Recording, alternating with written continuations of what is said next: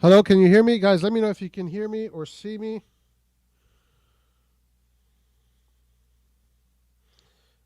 Do you see audio here? What the fuck?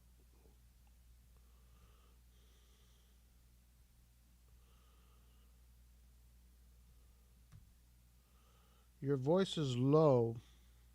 We hear you. What the hell is going on? Check, check, check. Check. 1, 2. Something is going on with the stream today. What the fuck is going on? I don't know. We can't see you, but we can hear you. Hopefully the volume is aight. Is the volume aight? The volume is shit? Bro, what the fuck, dude?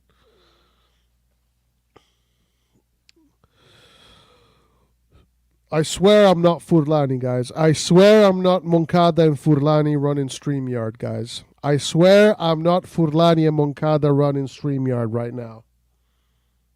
This is not. I mean, maybe I am. Maybe I am Moncada and Furlani right now. What the hell is going on? All right, guys. I am going to go out and come back in. Give me a second.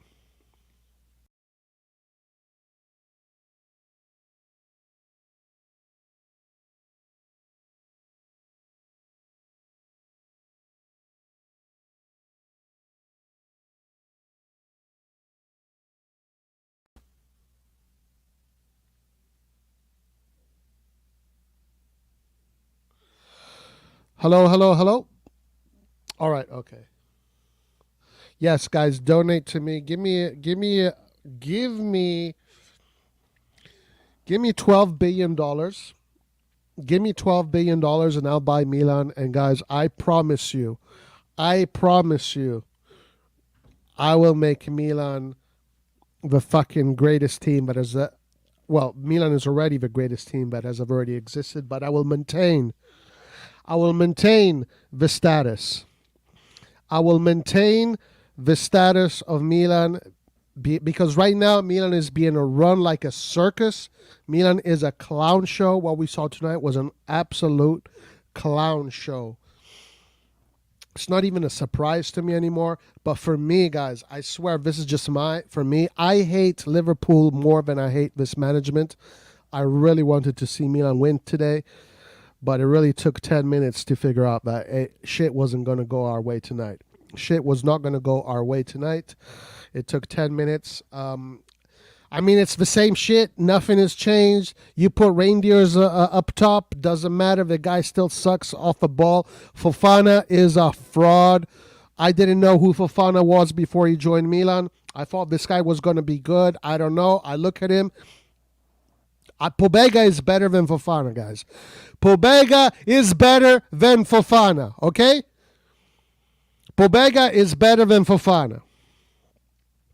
I'm 100% sure that Pobega is better than Fofana.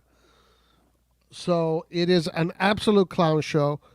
There's nothing much to say for me. So I don't know what to tell you guys. What do you want me to tell you? What? Okay, I'll say this. The only really super negative criticism that I have to say today, why I think Fonseca should be fired immediately, is because of how he managed Mike Maignan tonight. Mike Maignan tonight had an injury for quite early into the game, and he showed the bench, hey, my fucking leg hurts. But apparently, the coach and the coaching staff said, no, hang on, stay. These fucking idiots decided to risk aggravating Mike Maignan's injury for a useless game. It's just the first game of the Champions League. You ain't going to win this game. Fuck it. Take him off. Why risk injuring him even more? That is exactly why Fonseca needs to be fired. He's not equipped for the job, and no, everybody, nobody is equipped for the job. Nobody is equipped for the job in this. The owner is not equipped for the job. Cardinale is not equipped.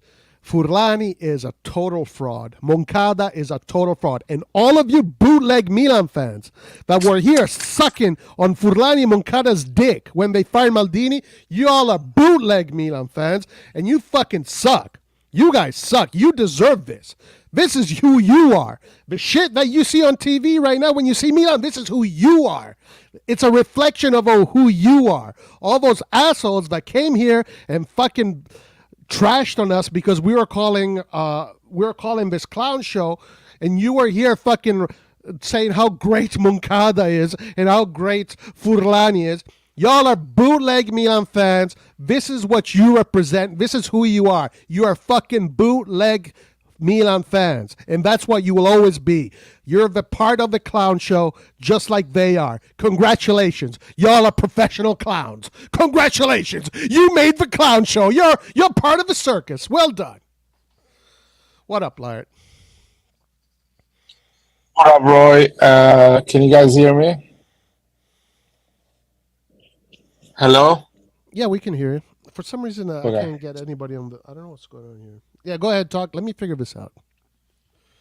No, I just, yeah, you guys are the problem, by the way. You're part of the problem. Accepting the situation, being silent when Maldini got fired, thinking that the Moneyball system will work with a club like AC Milan, thinking that you don't need football people to run a football club. The business people are smart people, so they can do everything. They have the skill set to do everything. Just thinking like this, you are part of the problem. You allowed this to happen. And I know who are those people. They're not showing up on the comment section. They're not brave enough. And you know what? We've been calling it this the moment Maldini got fired. The moment. So that was clear. When you fire a man that achieved a lot for Milan as a sporting director, I'm not talking about the player, about sporting director. Dude, I'm so upset. I'm so upset. I really hate Jerry Cardinale. I really hate what he represents. I really hate the fact that he's doing whatever he wants with AC Milan, and no one is slapping his face in Milan, and he walks easily without anyone harming his fucking clown face. I hate the fact that our club is run by people that are basically accountants. And Zlatan Ibrahimovic is an influencer, is not a sporting director. The guy is more active on Instagram than actually on Lanello making things happen. I hate the fact that Furlani thinks he is someone smart that can run a football club. Clearly, he cannot run a football club. I hate this fan base. I call it this 12 months ago. I say this is at the level of Arsenal. You guys you should be Arsenal fans, not Milan fans. That's what you are. You guys are this type of fan base. I really hate the Milan fan base right now. Because for 12 months, they stayed silent, blaming on Pioli, not understanding what was the real issue here. And I have to suffer this, even though I'm not part of this fan base. I don't talk the way these people talk. I don't write on Twitter the things that these people write. I see football in a different way. I hate the fact that I'm suffering this with these people. I have something in common with these people, which is the love for AC Milan. And I hate the fact that they shitted on players. They gave everything for this shirt. They won a title. And they really care about the badge. And they shit on these players week in, week out. I'm really upset right now to be a Milan fan. Not because I don't love Milan, but because everything involved with this club is shit right now. From the fan base, to the social media, to the stupid things that the club is doing, to the ownership, and the football in the pitch. would be so easy to blame on Fonseca, but Fonseca is not taking this job by himself. Somebody is giving the job to Fonseca. And I don't want to shit on Fonseca because I always say the team is not good enough. And Pioli was covering a lot of issue that the team had 1 year ago, 2 years ago. And the fact that they didn't give the money to Maldini to build a proper team after he won the league. Gerry Cardinali bought AC Milan the year that we won the league. People need to remember this.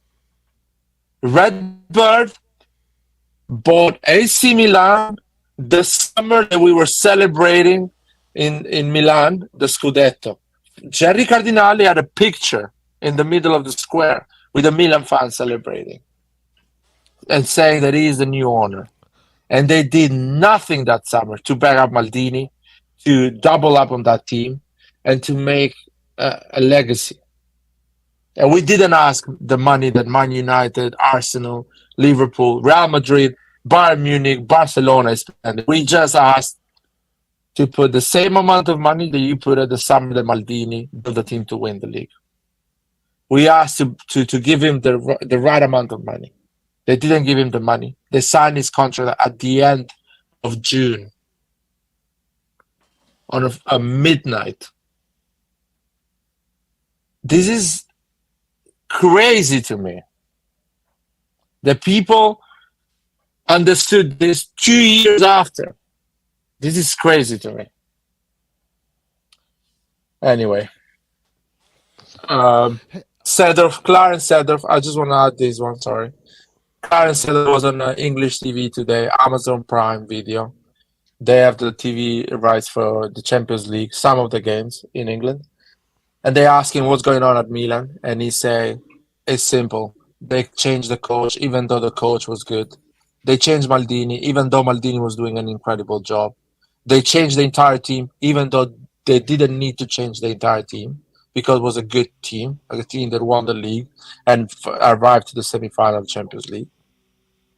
So now the team has no identity. They need to back up the coach because it's too early to sack him, and you need to give him time to build a team. And they have no idea what they're doing. Clarence Seedorf, he won the Champions League 4 times. He played for Real Madrid, Ajax, and AC Milan. Now, if you don't believe him, you are an idiot. That's it. Yeah, well said, Larry. Well said. Guys, listen, I don't know what's going on with StreamYard, but everybody's on right now, yeah? So, Zizi, you're on, Antonio, you're on, and Carmelo, you guys are on, okay? So, let's just go. Antonio came on after Larry, so Antonio, you go, then Zizi, and then Carmelo. Yeah.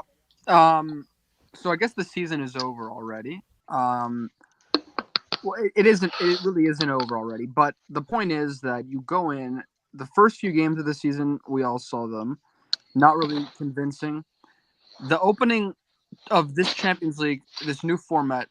Now, there's still many games to play, but we had an opportunity to start off on the right foot. And I will say this: I'm sorry if you disagree with me, but I don't think this Liverpool team is that good. I think that there were times in this game when they were off of the gas and they were kind of just cruising. We didn't do anything. Once after the first goal, literally that was one of our only 2 shots, I think, the entire game. Sorry, Antonio, stop right there. Guys, can you please mute your mics if you're not talking, because there's a lot of noise and it's interfering. Or bring the dog in the light, man. I think he has a lot to say. The dog is or sacrifice it or something. I don't know, but no. So yeah, after we scored, we basically sat in our own half and just got completely dominated. The goals that we conceded were elementary goals, and clearly there was we had zero mentality in this game.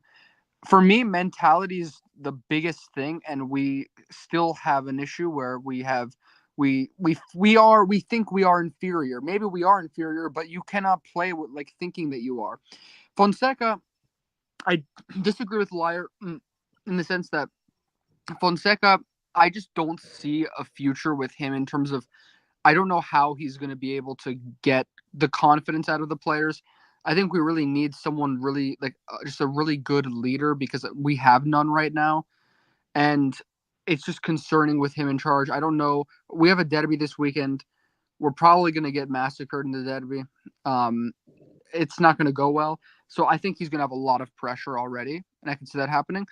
But it's not going to really change much. I think the only thing that could have helped was to get like someone really with a strong personality, but that's never going to happen with these guys in charge. I want to say that one thing I noticed from this game was the atmosphere wasn't as good as it has been in the past few years in terms of just the stadium.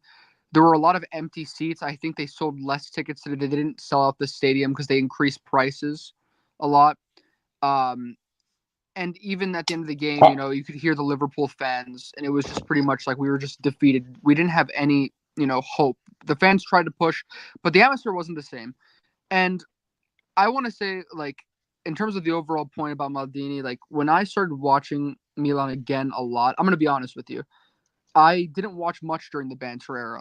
I was still young and in school, but I followed the team. And during COVID, I started watching again with Pioli doing well, and I invested into Milan a lot more than I used to, and I saw a constant progression from year to year, and there was a project, and there was something that we could at least look forward to.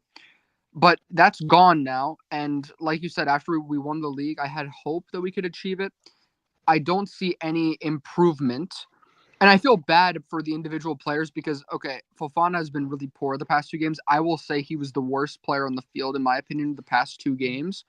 And I had hope for Fofana. I'm not going to say that, I hope he can turn out to be a decent player. I don't want to blame individual players because I think there's a clear structural thing. But, at the same time, we need to get more out. We need to have more of a clear trajectory. It's hard to stay motivated when you don't have a plan and when there's just chaos around you. These guys, they don't have a plan in terms of getting results on the field. We know that. They want to do things. They want to build a stadium, but that's going bad. They bought land, but now they don't want to build there. I don't know what's going on. A whole complicated thing there. But they're not really achieving. All they did was buy American players and advertise us more and do more media collabs, but they're not actually focused on what's happening on the pitch. So I don't see anything good with this Milan right now, and it's just sad. I hope that the Saudis come in, but that's never going to happen. At least that's not what I think. But hopefully something can change. But right now, I think this season is basically over. The best we can do is qualify again for Champions League, and because once we play good teams in the Champions League this year, we're not going to have anything to beat them. We don't even have mentality. Not even speaking about the lack of quality compared to them. So overall, it was super disappointing, and we didn't try at all. But I agree with you. For me, the season was. I already thought the season was over when we beat Venezia 4-0. I saw all the signs. I wanna add something to what Antonio said. The stadium was the atmosphere was shit because they sold 15,000 tickets less. Plus, I think around 3,000 tickets were for Liverpool. So we're talking about 20,000 tickets less on an average Champions League night. This guy is taking the soul out of this club. This guy is evil. So even Clarence said that it felt weird. It didn't feel like a Champions League night at San Siro.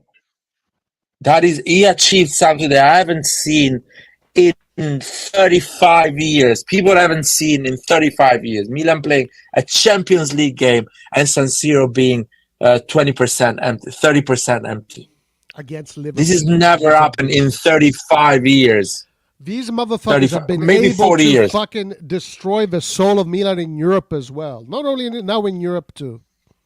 We've been getting internationally embarrassed in these games. There's people, I know a ton of people around me that are Liverpool fans, and they were still talking about the games 2 years ago, not to mention Istanbul, and now I have to hear this every single day. It's ridiculous, just getting battered, and that Liverpool wasn't even at their best. Yeah. All right, let's get ZZ in here. What's up, ZZ? How you doing, brother? Hey, what's up, guys? Terrible, like all of us. The way I look at it, I agree with a lot of what you guys said. I disagree with small things, but that doesn't matter.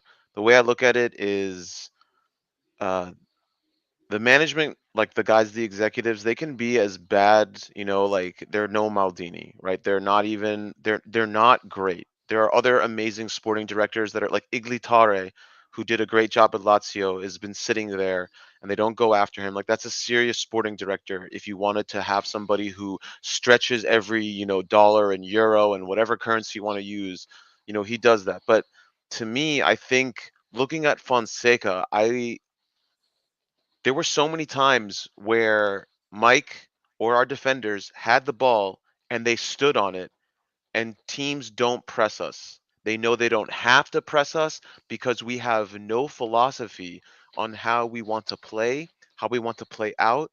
There is no patterns of play, there is no strategy. All we want to do is we want to get the ball to one end, and then we just want to hit it long and pray that Leao can pull some magic.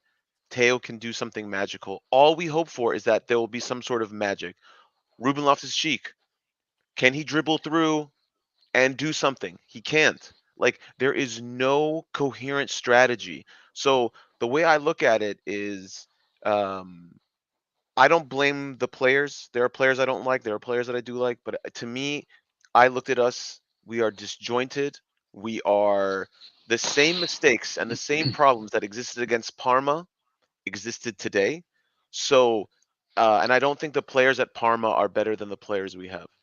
So, and the fact that our coach Fonseca, he just said, I don't think that Reinders and Fofana can play together. That's what he said. I mean, it's what he does is he has no idea what he's doing. Everybody is telling him. Boban is saying that he should go to a 4-3-3. Sarri is saying that he should go a 4-3-3. Everybody, and Sarri, by the way, is the one coach who actually unlocked Ruben Loftus-Cheek, the only coach who's done it. So it's funny to me, hearing all this crap from Fonseca. He should be fired. Just bring in Sarri. I don't know who else you could bring in. I mean, people are saying, who would you bring in? I don't. This was the summer to get De Zerbi. This was the summer to do that. Because to me, their choices were what? Lopetegui and Fonseca. What's the point? What's the point of getting those guys? Neither of those guys are guarantees. Neither of them have respect, nor do they have interesting new ideas. They have nothing that is interesting or new, or refreshing. They do nothing risky. De Zerbi, you want to say he's a risk? Cool, he's a risk. Mota's a risk? Fine. But what's crazy to me is that we always talk about our players being bad. Meanwhile, whenever they leave on loan, they go somewhere else and they're suddenly different. Kalulu is playing great at Juventus already because he has a coach that knows what to do.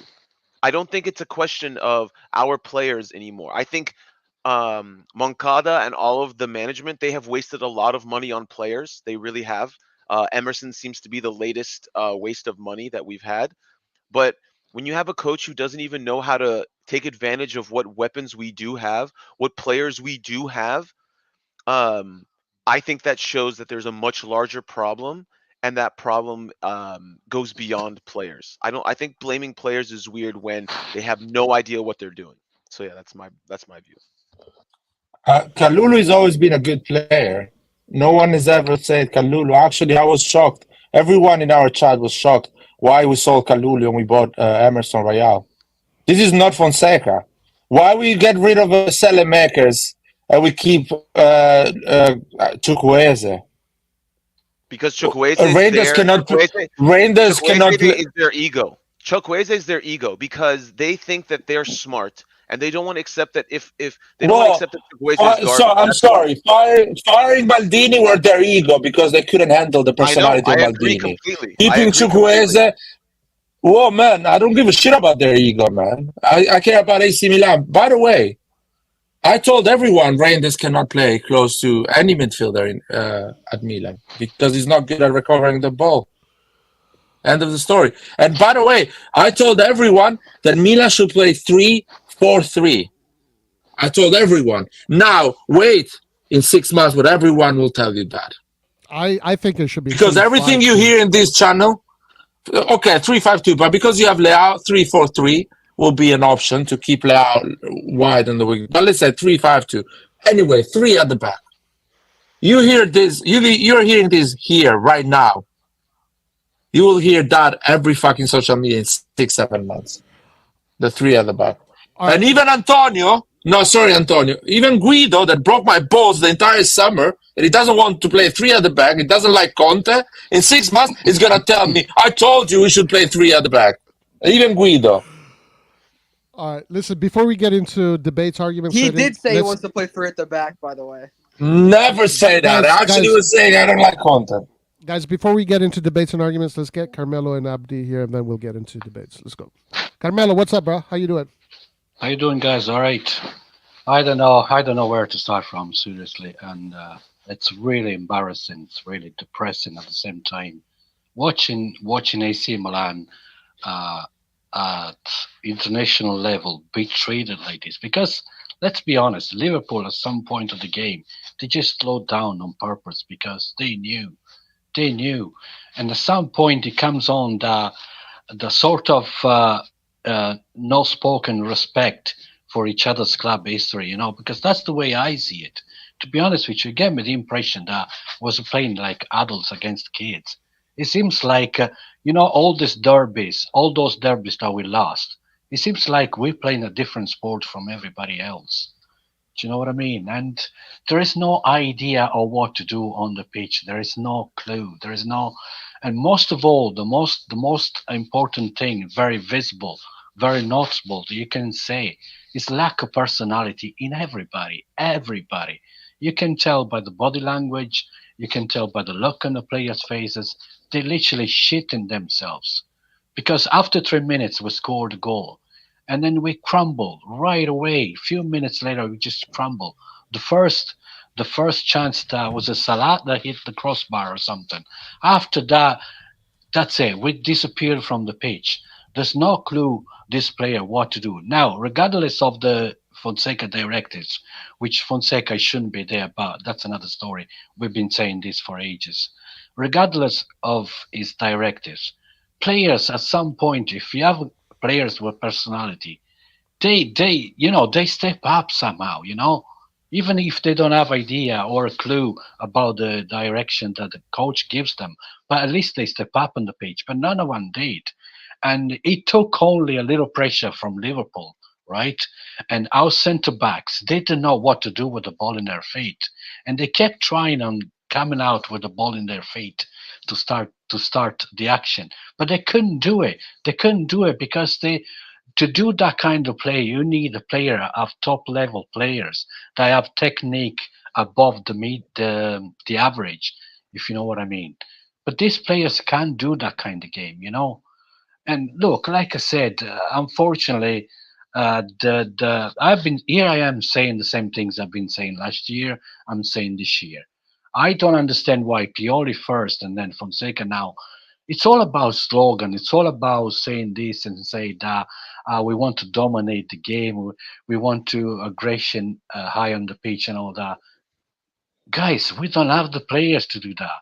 I mean, what it takes, you have to be like, what's the word? You have to be aware as a coach that you cannot do that kind of game with these players. You just have to sit back and hope for the best and go like a counterattack. You know what I mean? That's the only way this team can get something out of the games. Otherwise, this idea, which is beautiful idea by the way, but it won't work without players. So stop this fucking bullshit of a slogan. We want to this, we want to do this, we want to do that. And every time, every single game, we see the same structural problems, the same structural issues from 2 years on now.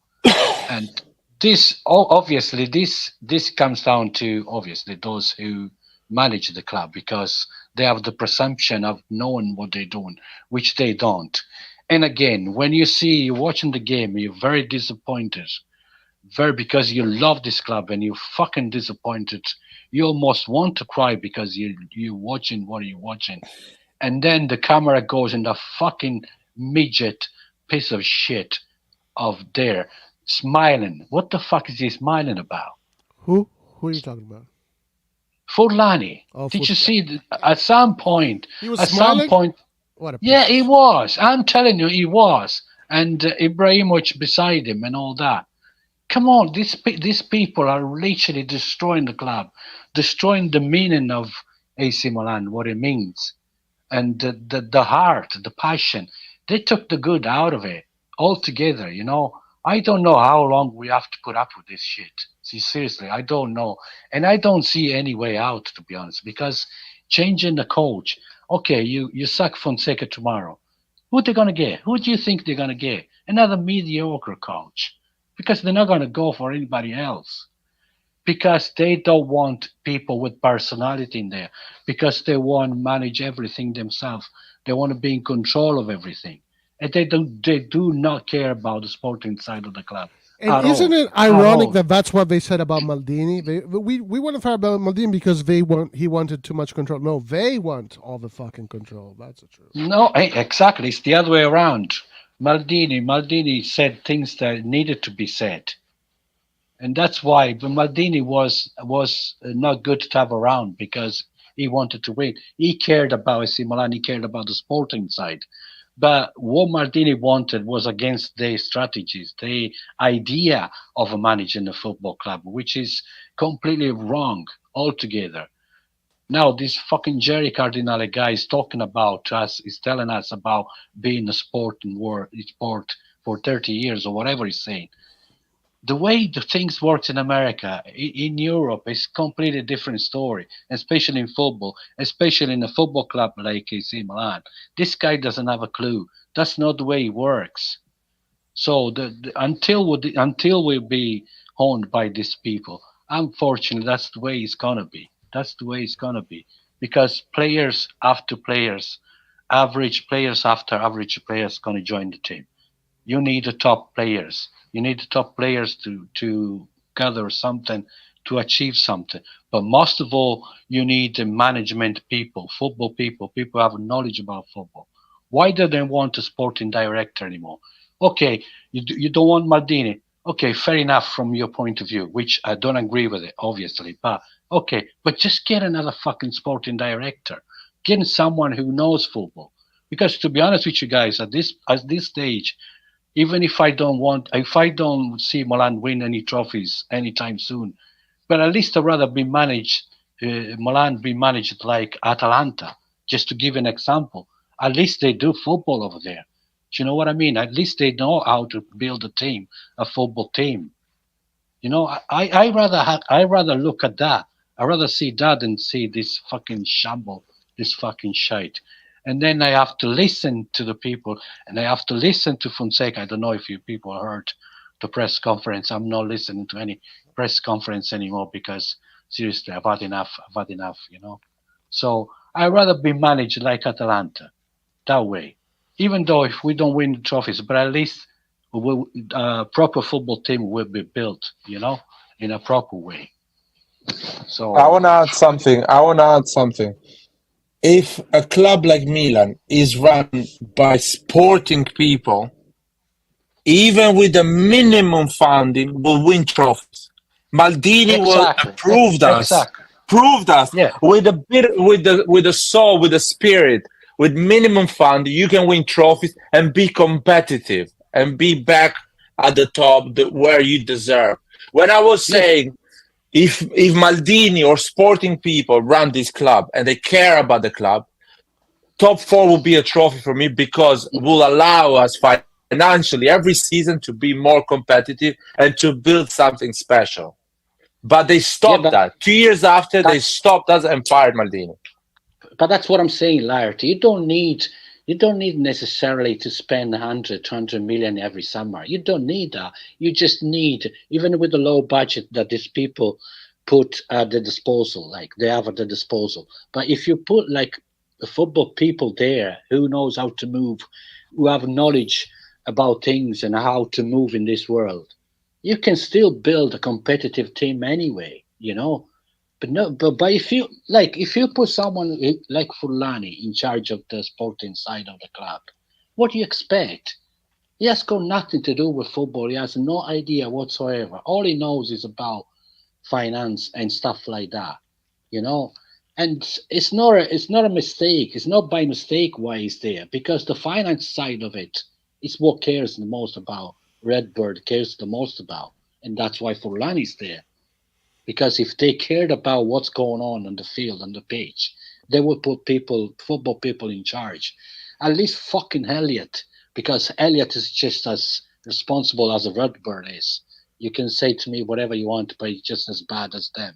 But at least when they first took over, they had the common sense to put football people in there. Because was Leonardo there for a while, then Boban, then Maldini, and don't forget about Gazidis as well, because Gazidis was good at finance. And Massara, yeah. Gazidis was good at finances, but he also was a football man because of his previous experiences at Arsenal and elsewhere, whatever, I can't remember. At least Elliot had that common sense to do that. You know, just put people like that. And like Laik was saying, you don't need to spend 100 million every year. But stop bringing in fucking shitty players and portray them like top players because they're not. I mean, that fucking Fofana tonight, that fucking Fofana guy, what the fuck was he going all around the pitch? He was getting passed so easily by everybody. Carmelo, I need to stop. I saw him not listen. I saw him one stage. At one stage, I saw him running around the pitch. I don't know where he was. Carmelo. In a good system, Fofana will perform. We have dismantled that good system that we built. If Fofana comes the summer, the City case comes, in that system, he will perform pretty well with Tonali and Benacer. But he's surrounded by players that are not good enough. Maybe he's not good enough. I'm just saying that a lot of players are not performing because there is not a good system. Because Furlani and the other guys, they cannot build a good system. They don't know what football is. They don't have knowledge about that. These idiots thought that with Moneyball they were going to build a new Barcelona. So now they have these players and they demand them to play like Barcelona. But these players don't fucking play like that. These guys are idiots. That's what I was saying earlier. You can't build from the back like that if you don't have technical players. Because Barcelona, why was Barcelona so good at doing that? Because the Iniesta, Xavi, Busquets, you won't take the ball off their feet unless you shoot them. Because they never lose the ball. That's what you need to do that kind of game. Otherwise, you can't do it. You can't do it. You have to change the formation, the approach. And anyway, one last thing and I finish. One more thing. Yeah, why they keep doing with this fucking formation 4-2-3-1? Pioli first and then Fonseca. They keep going on and on and on. I mean, you have to be insane to keep doing the same thing and expecting different result. You have to be insane or stupid. I don't know. Today they did. They started with this 4-2-3-1, but defensively they were a 4-2-4, and the four. There were four up front. Yeah, so I noticed that. Yeah. They weren't pressing. They weren't doing it. All right. Anyway, let's get Abdi because he's been waiting, and then let's debate. Let's debate, guys. But let's get Abdi first. All right. So my analysis of the game. Look, if we start from the management side, I think anything that I say is just going to be regurgitated. I think you guys have said everything about the management, which is true, but we all know that they're retards, that they're dictators. We know that. But if we look at it from a footballing perspective, some of the individuals tonight have to take the blame. For an example, I'll start with one, Calabria. The amount of times Gakpo passed him, it was not normal. They created a path through that side of the pitch. We have to be honest. We have to be honest. Calabria was horrific. He collected a yellow card so early on, and for the rest of the game, he was being passed. Now, if you talk about Fofana, the same shit. That guy was running around in circles. He was running around, and the worst part is, look, you have Loftus-Cheek, who's a pure number 8. He will not come. He's not a number 6. What's Fofana doing? The problem is Tomori and Pavlovic are passing between each other and Menyan, and the midfield is not coming there to help them out. Reinders is a number 10. It's not his job to come back and help out the midfield like that. Rodri, you've seen him for City. One second. No. Hey, stop 1 second. Reinders is not Roberto Baggio and Maradona. It is his job to come back and do filter on the midfield. No, he is our best midfielder. Let's be honest. He is our best by still, he needs to. If he's our best, he needs to defend better than anyone else. If he's our best, he needs to defend better than anyone else. What about Fofana? Where's the blame for Fofana? How rubbish he was tonight. What are you saying here in this? Why are you saying in my channel the Rangers is fine not coming back and defending? You should not say that. He's a number 10. He's a number 10. He doesn't necessarily. No, he's not. He's not a number 10. No. He's not a number 10. He's not a number 10. He's a number 14. In his shirt, there is a number 14, and he's not Maradona and Baggio. He has to come back. Okay. He has to come back. Okay. Then that's No problem. coaching. But no. But who does it fall upon to come back? Rangers has been on the double pivot and he didn't come and he didn't defend. Rangers has been on double pivot. It did defend. Not today. So don't say it's coaching. Even if we talk even if you talk defensively for Fofana, even after he got that yellow card, he was making reckless challenges. Let's be honest. Loftus-Cheek, at least he does something. At least he drives up the pitch when he gets the ball. I don't want to start. Sorry, I don't want to start another season. You have to be honest. No. I don't want to start another season. I don't want to start. It's the same shit. A season ago was Babega and Gabbia. A season before was Salamakers and Messias. No, guys, I'm not starting this season blaming single players. There is a major problem here. No, today Fofana was shit. Rangers was good. Yes. No, man. Stop with biased judgment. He was all right. These guys, everyone played like shit today. Stop it. Everyone played like shit today. Everyone was awful. Everyone. No. You have to look at performances individually, or else we will never progress. No. That's not full. Football is a team sport. Collectively, everyone was shit today. None of them matched together, helped together. No one actually worked. In times, you have to take initiative. No. In times, you have to take initiative. Do you not think there are times when the system breaks down for Manchester City and players have to improvise? No. That's not true. And by the way, there is positions you cannot improvise. There is position in the pitch you cannot improvise. You need a system. You need work so you can actually flourish and play well. Fofana plays in a position that he cannot improvise. He cannot improvise, man. He has to be in an organized midfield so he can stop the players or actually have a pass free to give the ball. Okay. I'm talking about when we have the ball, when we try to play out of the back. What Liverpool were doing is if no one makes a move, in the middle. When we have the ball, if no one makes the move, if Pulisic doesn't make the right move, if Rangers doesn't make the right move, if Ruben Loftus-Cheek doesn't make the right move, if Leao doesn't make the right move, if Teo Hernandez doesn't make the right move, Tomori doesn't make the right move, Fofana loses the ball or doesn't know what to do. That's why everyone else needs to do properly if you want to know Fofana, if you want Fofana to perform. So I'm not starting this season again with 3-4 players getting all the blame every time the team plays shit. No, everyone plays shit today. Okay, I have a question for you. If Ben Nasser was playing tonight in the same position as Fofana, we will lose. We will lose the game. We will lose the game. It doesn't matter. We will lose the game. If we had Rodri, doesn't matter. If we had Rodri in the same position, we will lose the game. We will lose the game. We will lose the game because I'll tell you why. I'll tell you why. Because Rangers doesn't move like De Bruyne. Rangers will hide. Pulisic doesn't move like fucking Ireland and the other guys. They will hide. Because they're hiding. I see it. When our players are our best players tonight. Dude, you guys, when I say our fan base is finished, these are the things that drive me crazy. When you say Pulisic and Rangers are our best players, these things drive me crazy. You guys have zero football knowledge. Zero. When you think that Pulisic is our best player after today. The guy disappeared. He ended up in front of the goal.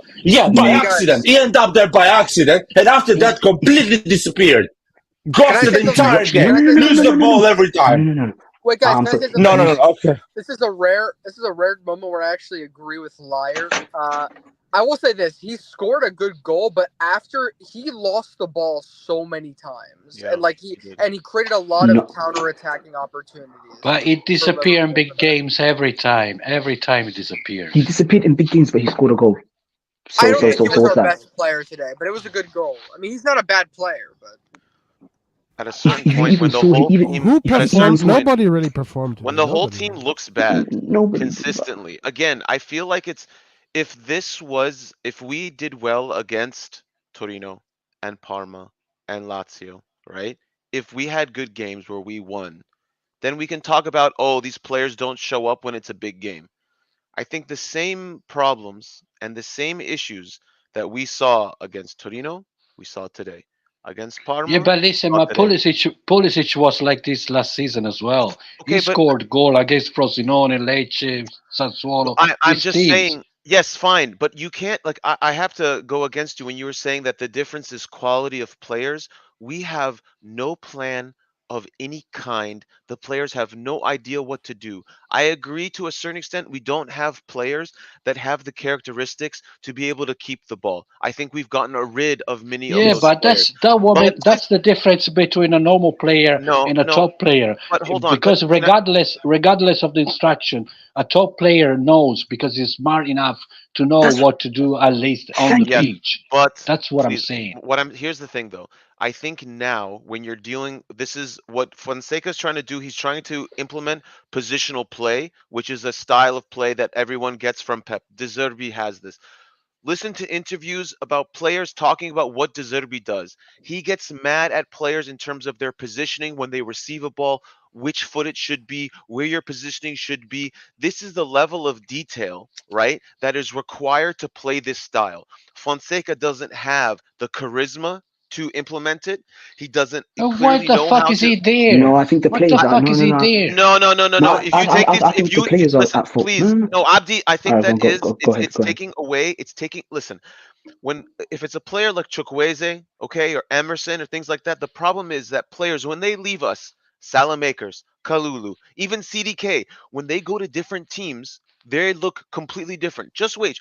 Pobega and Adli at Bologna and at Fiorentina, they're gonna look like much better players than what they and than they were here. And that shows you the difference just in terms of adequate coaching.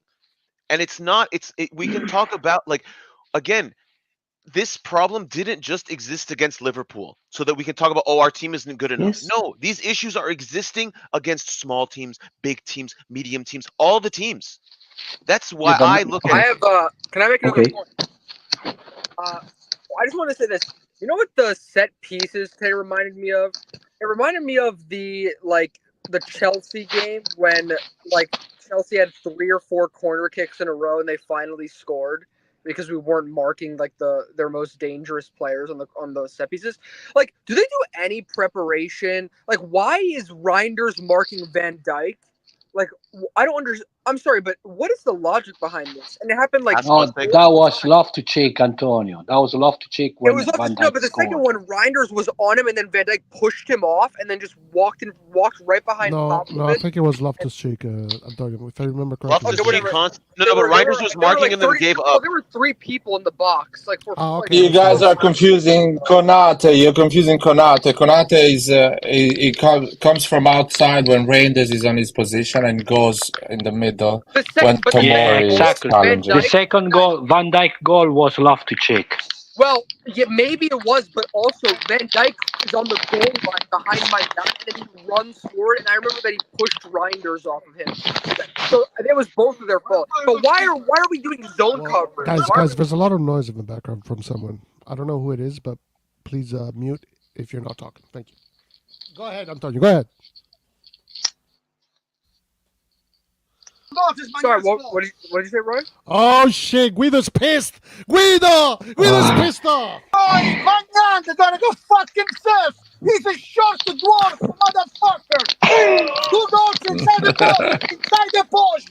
Even the defenders are stuck.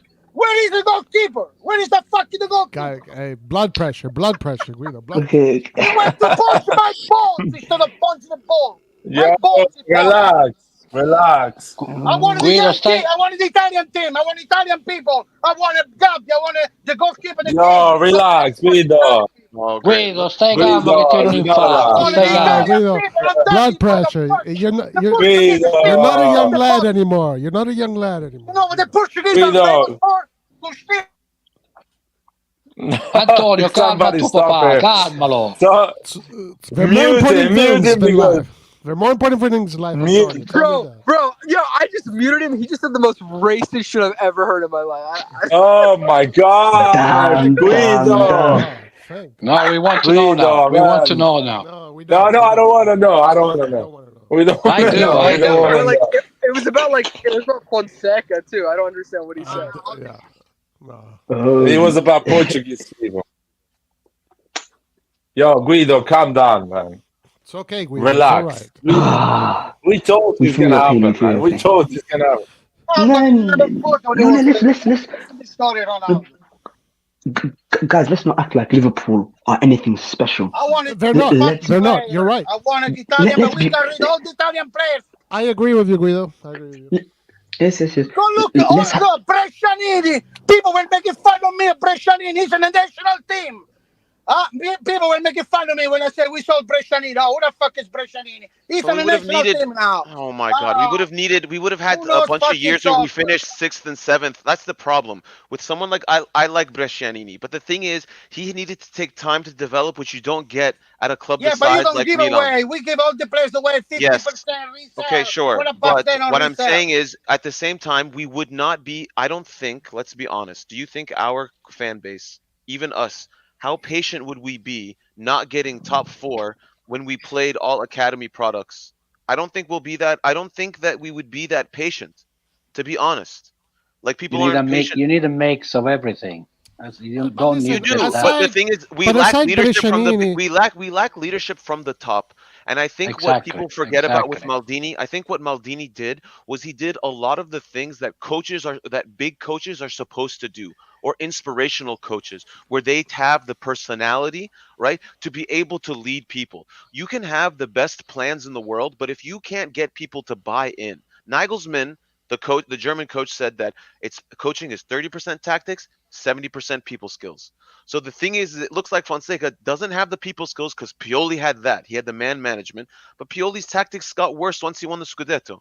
But what I'm saying is, what you look at us, I look at us is that we do not have plans. We don't have patterns of play. Like people who like Conte. Conte does automations where he literally just coaches players to do the same thing over and over and over again, and they use that to be able to create the attacking moves. The problem is Yeah, that but when you Conte, work- listen, Conte before the tactics, Conte, what the best thing about Conte is get the best out of players, even mediocre and then he players, implodes the because team. he gets into the player's head. That's Yeah, He and lasts then he about 2 implodes the years. team. Yeah, then he implodes the But for team. those and you 2 have- years, you get high level quality stuff, though. I Great, mean, but for me, I'm a Deserbi. I love Deserbi. but That's the guy who I want. You know, I don't want Conte. Zizi, you know who Maldini compared Conte to? Who? Saki. Saki was the same. Saki Okay, well, made Saki wins European Cups and Conte doesn't. Saki made the players go crazy for 2-3 years. He got everything out of them. Then after that, they can't handle him anymore. After that they have to go. After that they have to go because the players can't take it anymore. But at least in those couple of years, you get the best out of them. I want to say something about when he says Pioli's tactics got wrong. Pioli's tactic did not go wrong. Pioli every year was losing a key player on a free because our ownership didn't want to renew key players. I disagree with you. Yeah, Well, but I'll tell you why. Can I explain why? I'll tell you why. No. I'll tell you. I have to finish. Okay, I I'll have let to you finish go. this. I have I'm to sorry. finish Yeah, this. but like he needed to Pioli- adjust that. He need to adjust Pioli. No. Okay, he was losing a good players, manager but he need to adjusting. adjust. No. Yo, come back. Let him finish. You cannot do miracles. You cannot do miracles every fucking season, man. You can do a miracle one season. But if they take you, No one if wants they take Pioli. no, He but can't I do have it. to- Liart, finish Yes. your idea and then guys respond. So Pioli wins the league, and you take a C from him, and you don't reinvest to actually reinforce the team. Pioli's not going to do another miracle, even if his tactics. Pioli's not going to transform himself in Guardiola and next season play even better. That is madness to me. If you guys think in Pioli, you take out Kessie, you don't invest. You invest zero money on his team, and you're expecting him to play even better next season. Because tactics, you cannot reinvent the wheel, man. Pioli cannot reinvent the wheel. You need to give him players if you want him to upgrade his tactics. If you don't give him the players, but you actually even taking his best players, his tactics is not going to upgrade. Yeah, but why? Let me tell you this, Light. Okay, he was losing players each year because they didn't renew them and all that. But it all comes down to awareness. So you have to be aware you don't have that kind of players anymore. So you have to adjust your strategies, your tactics, and everything. And by the way, all that happened with his complicit. What's the word? He was complice to that because he agreed to all. No, it was because Is it just Pioli, me or you that's cut it out? because Pioli, Pioli May I doesn't have. no, that Pioli is didn't have the that's the backbone. press. Didn't have the backbone to May I stand No, up no, and no, say, May no, I yeah, no, respond? it didn't. No, no. It didn't. no, It May I didn't. no, respond no. now? I disagree on that. Okay, may I respond to your Yeah. Pioli being a miracle worker? When we won the Scudetto, what he did was he constantly put an actual midfielder in the 10th spot. Okay, sometimes it was Krunic, Benacer. He usually rotated through. That's what he did. Then after he won the Scudetto, he stopped using an actual 4-2-3-1. What he started using was basically a 4-2-4. When he put CDK in the 10th spot. When he did that, we were very unbalanced. I'll give you an example. When we beat Inter 3-2, the blueprint to how to beat our team, which still works to this day because we do the same thing, was the first goal that Brozovic scored when CDK didn't mark his man and they went through the middle to score. Look at that goal and you'll see almost all of our goals come from that same It sort of doesn't. blueprint. It Now, doesn't matter. It does. please It let me does not finish. matter. No, it doesn't matter. So, You can no, finish, but it it doesn't does. matter what you're saying. Well, then, No, it okay. doesn't. Okay, well, Well, then because we don't really want a discussion. What no, I'm Inter saying is, both play. No, I'm having your discussion. Inter no, both you're not. players reinforced their team. Napoli reinforced their team. Milan did not do that. Does So even if CDK Pioli play in the changes same his spot? tactic, Pioli changed his tactics negatively. Now, if you let me finish, I'll show you. He went back to Scudetto tactics when it came to the Champions League matches against Napoli the second year, and we destroyed Napoli. You see, that's the difference. You see, that's why I disagree. Pioli made a choice to change the way that he wanted to set up this team after he won the Scudetto, and it wasn't working. Look at CDK, the way what position he played for us versus where he plays for Atalanta. It's a very significant difference. So for me, Pioli made a terrible set of decisions after he won the Scudetto, and that was his fault. no. Yes. I'll The reply to stats are you. there. Can I You reply can to look you? at it. No, I can reply to you. It's not about Please stats. do. You had. Not stats. We're talking about shape. Show me. Yeah, the shape. I can talk to you about the shape. First of Please all, do. Pioli lost Mike Magnan that season 7 months. Okay. First of all. Second of all, they didn't buy a striker to Pioli. He had to What play do you with mean 7 Giroud months? without Ibra. He won the Scudetto. Yeah, 7 months, man. For fuck's sake, how many times I have to say it, that he lost How many Mike Magnan for injuries did 7 Pioli months? have because he couldn't even get For a one medical season. staff? He kept on getting the same Yeah, injuries at the same time the every season single after- year. Every Let year me he had finish. Let me finish. I will. I'm Let sorry. me finish. He missed 3 months, Laird, no 7. No, Carmelo, he got injured in October and he came back. First game against Tottenham in fucking February, man. March, 1st of March, beginning of March. What are you talking about, man? Are you Dude, sure? he left in October and he came. Yes, I remember exactly. 7 months. He came back at the beginning of March for I'm not sure even for the first game of Tottenham, the second game of Tottenham. But I'm not remember that. But that when he came back. Anyway, By the way, that is exactly I never 5 months, 6 never months. seen a goalkeeper get injured that often. Anyway, Second, Kessie was not replaced. That is how you can tell me Pioli changed the tactics. Kessie was not replaced. And when I say was not replaced, I'm not telling you about a midfielder. I'm telling you was not replaced with a defender as well. Because Romagnoli left and they brought a kid, which is Chow. And Kier came back in October, November after his knee injury that he stayed out for 6 months. So took a lot of the experience that he had in the bench, and they didn't replace Romagnoli. Plus, Yeah, Zlatan but you're missing Ibrahimovic out. was not in the team, you're and they missing out on something. brought. Dude, I You're need to missing out finish on here. something. And they, Oh, go on. I'm not missing out anything. I'm not No, he missing went out along. anything. He went along. He went along with So now all it's these. Romagnoli that was the key to our Scudetto now. Romagnoli in the bench is a massive loss. If you don't have Romagnoli in the bench and you have another person, you lose games. You lose points during the season. Sure. So If then you why don't did have he look Zlatan fundamentally Ibrahim, different when we changed the shape of our team? because you did. No, but do you see what I'm saying though? He changed the No, fundamental you shape do. of the way- You're not hearing what I'm saying. You're not hearing. I'm not telling you that Pioli didn't change the shape. I'm telling you that Pioli changed the shape because they didn't give him a replacement for Kessie. They didn't give him the experience that Romagnoli was bringing in the team. They didn't give him the experience that Zlatan Ibrahimovic was bringing in the team. They told Maldini, "Do you have these coins and go and find the replacement for these players?" So the ownership didn't put Pioli and Maldini in a position to cover those key players and to actually replicate the tactics and the football that was done before. And by the way, you cannot replicate the tactics of the year before because you get found out in Serie A. So you have to always evolve. You always have to change. His evolution didn't work. Okay, that's number one. Number two, he did go back to those tactics consistently after the Scudetto. If you look at the first Juventus game, after he put Pobega in that spot, and in the second game he didn't, and we looked terrible. Furthermore, I think the other issue is Pioli did get all the things that he wanted last year. He wanted to have us play in a 4-3-3. We didn't play in a 4-3-3. Honestly, listen. Pioli was given. Pioli Listen. So no. Listen. I cannot reply to you. I cannot reply to you to specific games because I don't know who was injured, who was disqualified, and who got a red card. So I don't know who was available on those games for Pioli to make certain decisions. I remember that Pioli, a lot of times during that season, had to make decisions because players were consistently injured or because players were missing.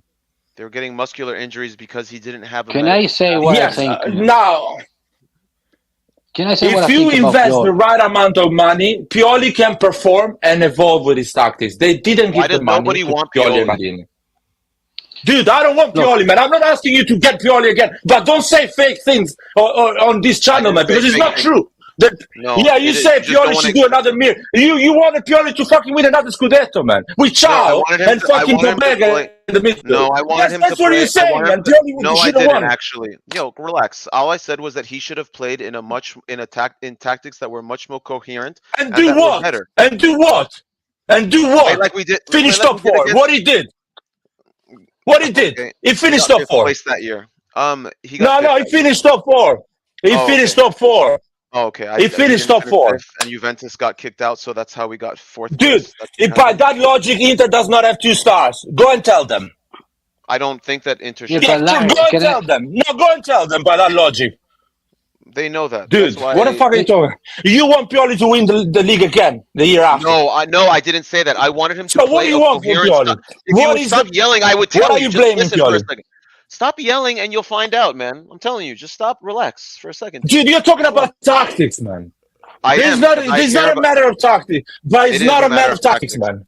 No, it's not. Whatever tactics Pioli used, you cannot beat that Napoli that did fucking 95 points, and you cannot score 5 goals every game. He beat them when he played them. That's the funny part. Because it's one single game. He stopped. No, it was 3 games, actually. It was 3 games. You don't even know what the fuck you're talking about. Don't talk about specificity when you don't even know games what the fuck you're talking about, dude. Honestly. Dude, I remember those games. Dude, you obviously don't, because you don't even know what I'm talking about. You're saying, those you only had miracles. Okay, well then you keep forgetting games. I remember those games. Those games because I was telling people that we're going to beat Napoli. I was telling people we're going to beat when we lost fucking 5-0 against Sassuolo or whatever. I was telling people we can win against Tottenham. I remember those games, man. What I'm telling you, you cannot play the entire season the way you played against Napoli because Torino plays in a different way, Cagliari plays in a different way, Empoli plays in a different way. They don't allow you to fucking pass the pass and go on a counter because they played that game. That's not what I was. So what I'm telling you, no, dude, what are you telling me then? I'm talking. What are you telling me? Nice, Sandro. We love you. The way I look at it is, it's about having much more control in the middle, so that we can be able to pass through teams. Pioli doesn't respect or care about passing. And Fonseca Listen, doesn't either. Lard, can I say something about Pioli? Well, let me start by saying, first of all, Pioli had a couple of years of good intuition, which we won the Scudetto, by the way, but he came back to be what he always will be, just a good manager, nothing more, all right? So when Maldini was sacked, they told us that Pioli was going to be a super coach, this kind of picture they portrayed about telling people this kind of bullshit. And what happened was, regardless of all the players that he lost during the years because they didn't renew them, he got big-headed. That's what happened. He was Yeah. presumptuous all the time. No. You see, every single derby was lost in the same fucking way because of his presumption. Because he always played the same way. He always wanted to play the same way, and we always lost the same way because he couldn't find. He got to a point because he got big-headed and he didn't know what to do. He just got mixed up. He had no clue what was doing on the directives were given to the players and all that. Look, the derbies are there to telling you. We lost them, every single one of them, the same fucking way every time.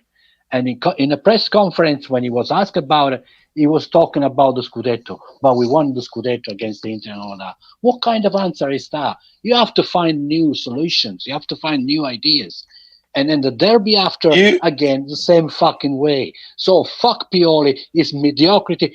Fuck Fonseca and fuck those people that brought them in. Okay? You cannot ask any coach to fucking do miracles after what they've done to Milan in the last 3 years. Why was he bad? I'm not asking for a miracle. I'm asking for common sense. You could not play. What common sense is top four? I've been telling everyone. This is a team for top four. It's not a team to challenge the league. I said it a year ago, and that's what happened. 75 points. That is a top four result. It's not a challenge in the league. So don't ask. I wasn't expecting to win another Scudetto, right? That's not what I'm saying. When I say common sense, you play more. How do you say? What's the word? Gioca più coperto, voglio dire. Don't go forward all the time and bring everybody forward. You know, and then we get the counterattacks every time. But was this Pioli or was this what he was mandated to do? Probably could be, Roy, because again, it comes down to have a backbone. If Conte was there, Conte would resign because they wouldn't do what he asked them to do. But Pioli went along with all this shit. So don't give me that. Pioli went along because he got big-headed. I think what this is. I think the reports came out, I think yesterday, that De Zerbi wanted this job and they didn't even call him. And I think he wanted to come, yeah, but we didn't call him, which is crazy. I think this is just a theory. I think our management thinks that they're smarter than everyone, and what they did is just like, can I just finish? They're doing presumption. That's what it is. I know that. I'm not saying they are. I'm just saying what they think. Baseball teams now, they have like the general manager, which is like your sporting director, technical director, whatever you want to call him. He's the one who really makes all the decisions. And the coach, the manager, you know what they call the manager, he doesn't actually do that much. He just gets told basically what to do from the statistics and from all that sort of stuff up top. I think they do the same thing, more or less, right now. That's why we're playing the same style with Fonseca that we did under Pioli. You can't do that because it doesn't work the same way. You can't do that. Football doesn't work that way. That's what they don't get. Right, they don't get that at all. That's why, like they didn't get Sartori from Bologna, right? The technical director at Bologna, who's done an amazing job there, right? That's not who they're getting. They're not getting people who really know the game, nor are they getting coaches who really seem to have ideas. That's the thing. Like Pioli's again, what have we seen? What have we seen Fonseca do that's different than Pioli? I can't think of a single thing. Okay, yes. Okay. Light, can you please check your WhatsApp? Look, if you say Pioli and Fonseca are doing the same thing, do you not think that it might be on the players? Because there's no way that both Pioli and Fonseca are doing the same shit. We have the same shape. We have the same tactics. We have the same strategy. I'm sorry. It looks like we're doing the exact same thing. I think these players are rubbish. I think these players are Circus, man. Why do all our players, when they leave, look better? So most players who leave, they look better when they are at a different club. Gabbia, they sell their own people. Kalulu, everyone, CDK, everyone looks better when they leave, and we're doing the same The shit. 4-2-3-1 is not compatible with the characteristic of these players. No, But our yet they midfielders are keep not designed playing. for it. They keep playing it. They keep playing it. I don't know what it takes for them to understand that this can be going on like this. We don't have the players to do that. Ruben Loftus-Cheek's best season was in a 4-3-3 under Sarri. He was the left-sided center midfielder. There was Jorginho in the middle as a regista. That's and because then you he's a mezzala. He's a mezzala. He's not. He is. And what I'm saying is, okay, let's say you want to use Ruben Loftus-Cheek. The best way to use him is like that. But how do we use him? We either use him as a 10 where he doesn't pass fast enough, right, to be a 10, and then we play him to be in a double pivot where he doesn't work hard enough. It's it's crazy. But the thing is, it shouldn't be a 10 in this team at all because we don't have a 10. Right, we all adapt. We had one named Yassine Adli, and we put him as a regista. All this team has is all adapt players here and there. They all adapt. They're not doing what they're supposed to be doing. I think the best way we should have, this team is set up for a 4-3-3. I think you could have kept Adli, put him as a regista, and then put Reinders and Ruben Loftus-Cheek on either side, or put Fofana when you need more steel. I think the midfield would look a lot better that way. Adli in the middle. No. Adli can't do that. These are not good players. These are not good. They look good when they leave Milan because they go. They look better when they leave Milan because they go to a lower level. They go to a lower level. CDK is all of a sudden CDK is a lower level. Juventus, Kalulu at Juventus, lower level. Kalulu was looking good already. Don't tell me Kalulu. Kalulu was looking good already. Don't tell me Kalulu, please. In the preseason? Kalulu, when he was playing, when he was not injured, he was looking good. Okay. Yes. So don't mention Kalulu. CDK, Salamakers, I like it. It was looking good. Salamakers was looking good as well. I never complained about Kalulu. I'm sorry. Kalulu plays. You just want to protect Kalulu plays. at all costs, man. Dude, I'm not protecting Pioli. I'm telling you, Kalulu was playing on the year the Scudetto. We won the Scudetto. Kalulu was playing. The year we played the semi-final, Kalulu was playing. I love him. I love him. But don't say they look better, man. He was looking good at Milan already. Don't say they look better. He was looking good when he finally got to play. He looked a lot better when he finally got to play. And we I'm sorry, Adli is not good enough. Adli is not good enough. He never looked good.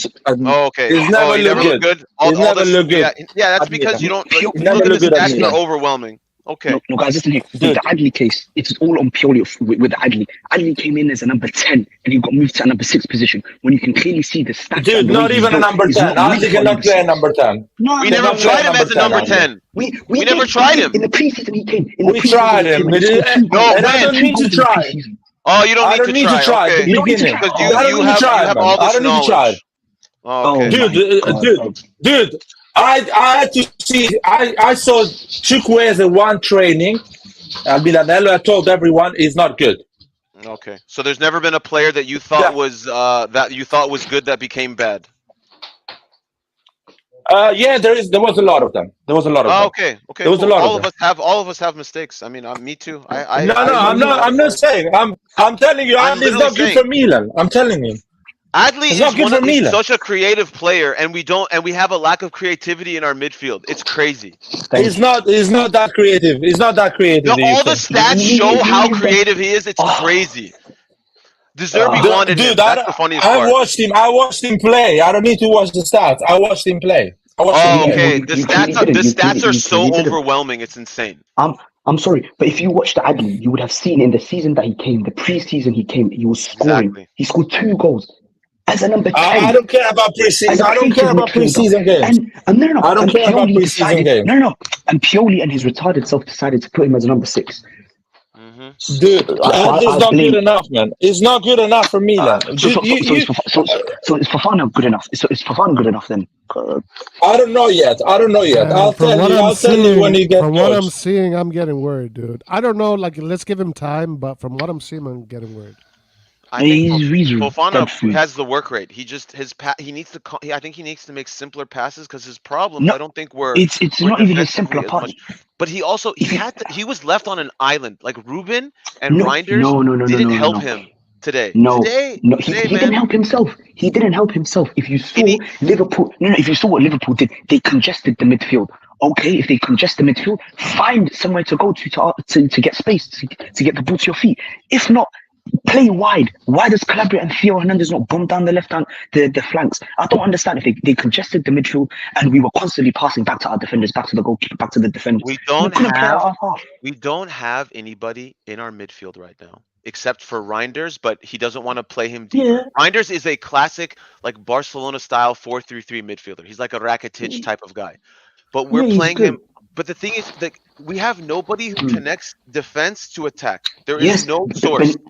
I mean, No we had source. two. We had could be two. the guy, but But we don't have Ben it. Nasser is the guy, but he's injured, man. He's injured. Yeah, that's the So, thing. I mean, the only other option I see was that we should have kept Adli. Musa. Musa can't do it. wait. Musa So can't pass. it's Benasser or Benasser? It's Ben Nasser, but people say Benacer. Yeah, Ben Nasser. They say Benasser, Ben guys. Nasser. Get it right. Get it I right. just say guys. Benacer because I'm just like I gave up.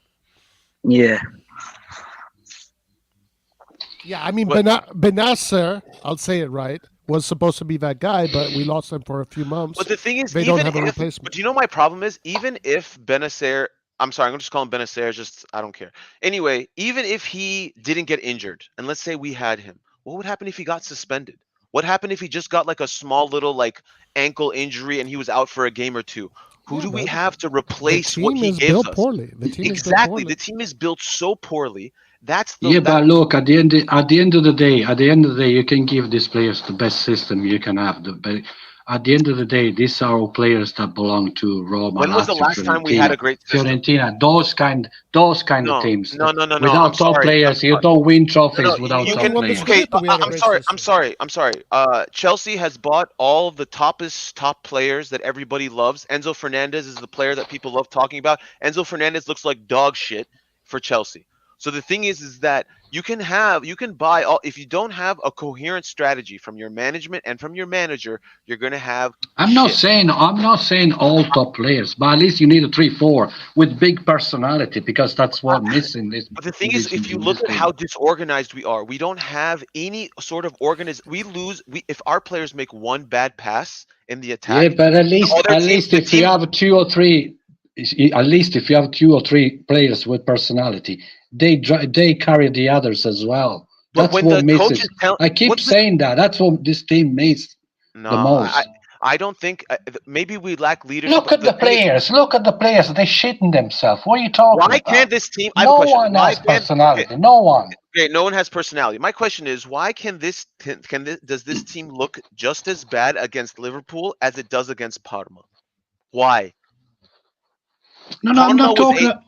But it's not about that's what I'm saying. For me, we keep talking like there is a bad construction to this team, but we also have a manager who has no idea what the hell he's doing. He has no No, he idea shouldn't what the be. hell. He shouldn't be there. That's for sure. Yeah, I know agree.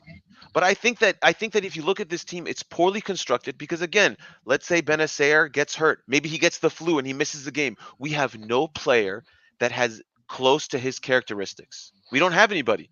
So to me, I look at it as, there's a fundamental we don't even have a club trained, league trained players. Like Kessie was considered like a homegrown player, like an Italian league grown player, right? Because he did his youth he did his youth in Italy, right?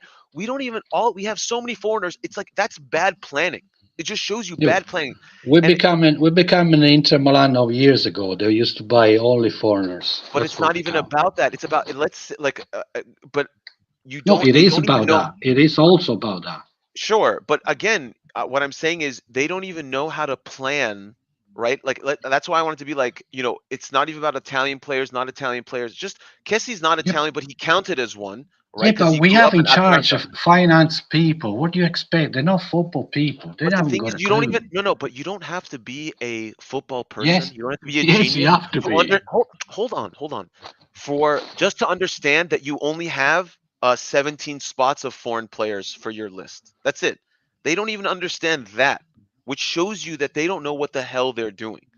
It You're goes saying the same beyond thing I'm saying. exactly. I'm just saying an example of how bad it is. Like they are not. They were supposed to be the smart people, the ones who know everything, and they don't even know how to count. Yeah, because careless, they don't care. Simple as they don't. Yeah. And people who thinks they care about the sporting side are fucking deluded. Because it should be clear by now that the sporting side is not their priority. It should be clear. I guess by the question we have to ask, and I guess I'm opening this up. I don't know if that's my role, but I'm just saying, who do you guys think should be the new coach? I think it's only a matter of time till Fonseca gets fired, unless he makes some sort of miraculous recovery, which I would I don't know. love. You have to consider the available ones first. Who's available? Well, You know, Allegri, Sarri. Allegri. Allegri's going to come Was- there for what? 3 millions, 2-3 millions. I don't think No, so. no. Get Allegri away from the club. No way. I think it would have to Sarri be is Sarri. It would have to be Sarri. Sarri. I don't know who else there's no other. I can't think of any other I option. tell you who they're gonna get. If they sack Fonseca, get another mediocre, another yes man. That's what they're gonna do. Anyway, guys, I'll talk to you next time. I have to go now. Oh, okay. Ciao Take ragazzi, care. ciao a tutti, Ciao. ciao. I think it doesn't matter. Whoever comes after Fonseca will not do better than Fonseca. But who would you select though? Because I mean, because you have to pick somebody. Would you fire Fonseca, Laird?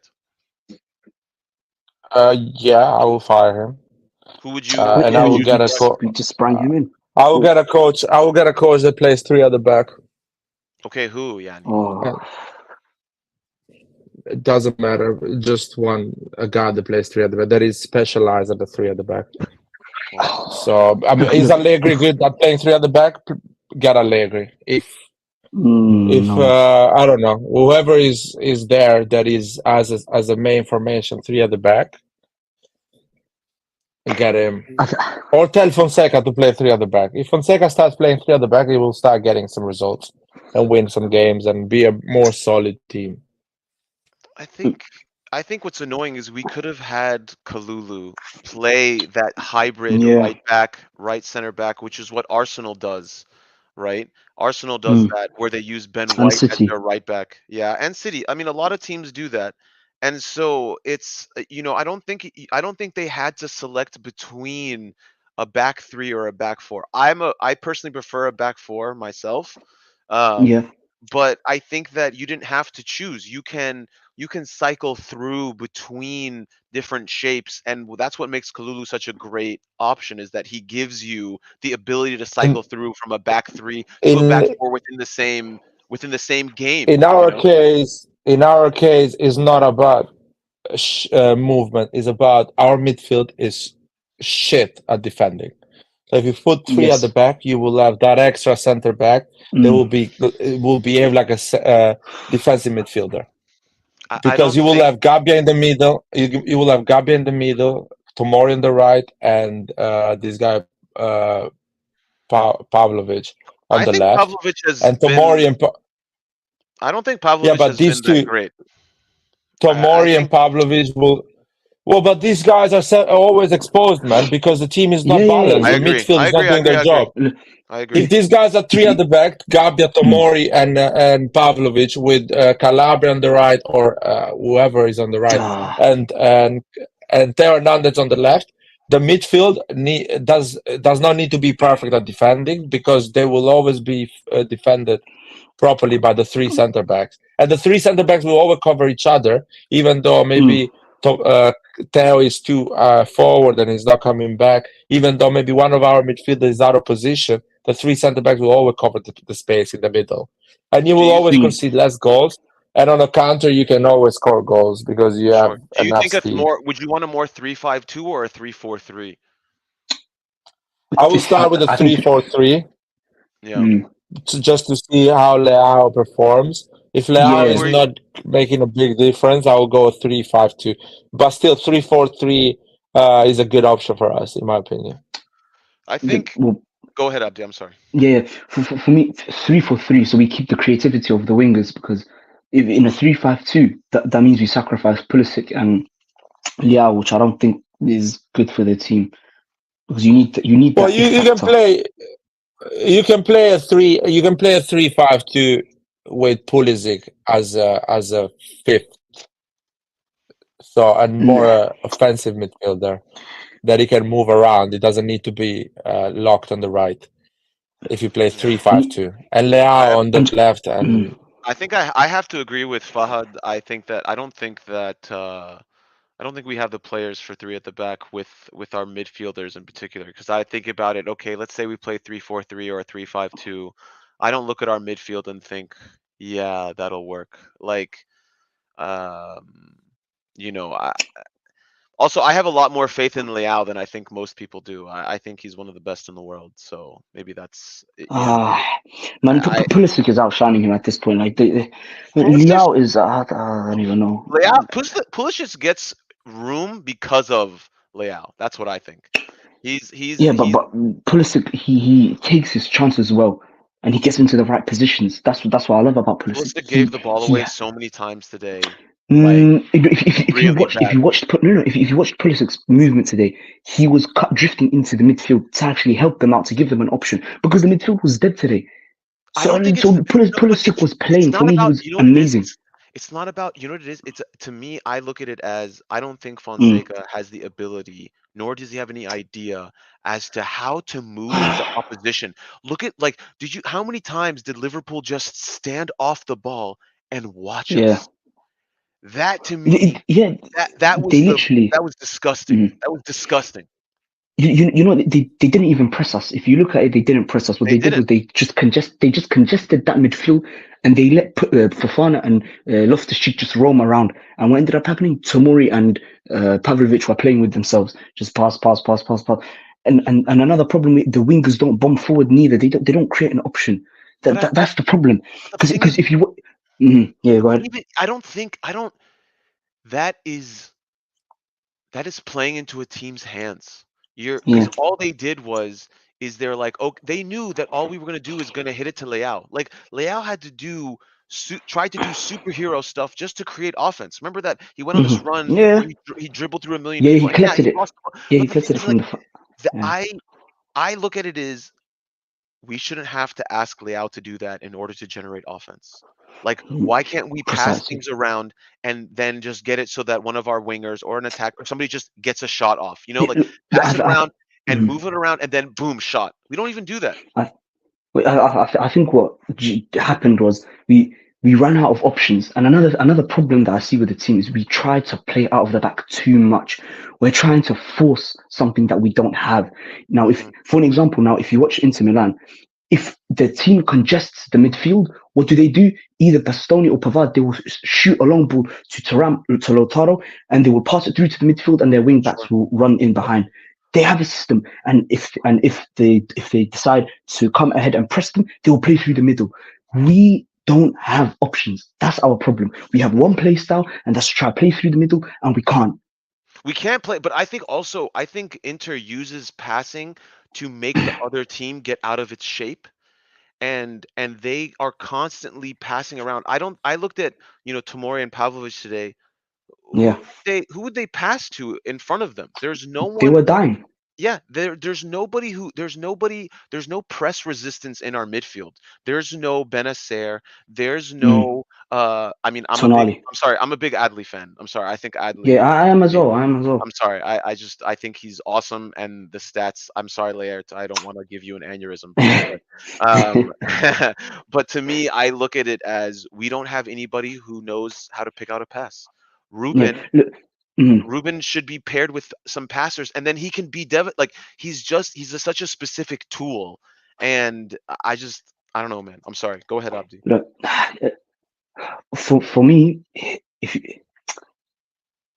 when you look at it, if you watch the Italy versus France game, Tonali ate up Fofana.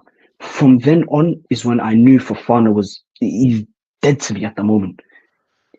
But if you leave all of that, yeah, okay, we can give him time, no problem. But today he really shocked me, man. I couldn't stand to watch him. But if we look at it, we don't have options. Our main issue is we're not flexible enough. We don't adapt to the moment. Mm-hmm. If you understand, I don't see anything. I don't see Fonseca's telling. He's saying interviews after games like, "Oh, I'm trying to change the way this team plays." And I see no change. I see no change whatsoever. I don't know. Now look. If you watch the Inter versus City game tomorrow, I bet you £100 either it's going to be a draw or I think Inter will win it. Only because if you will see the way Inter Milan adapts to the game, which we lack.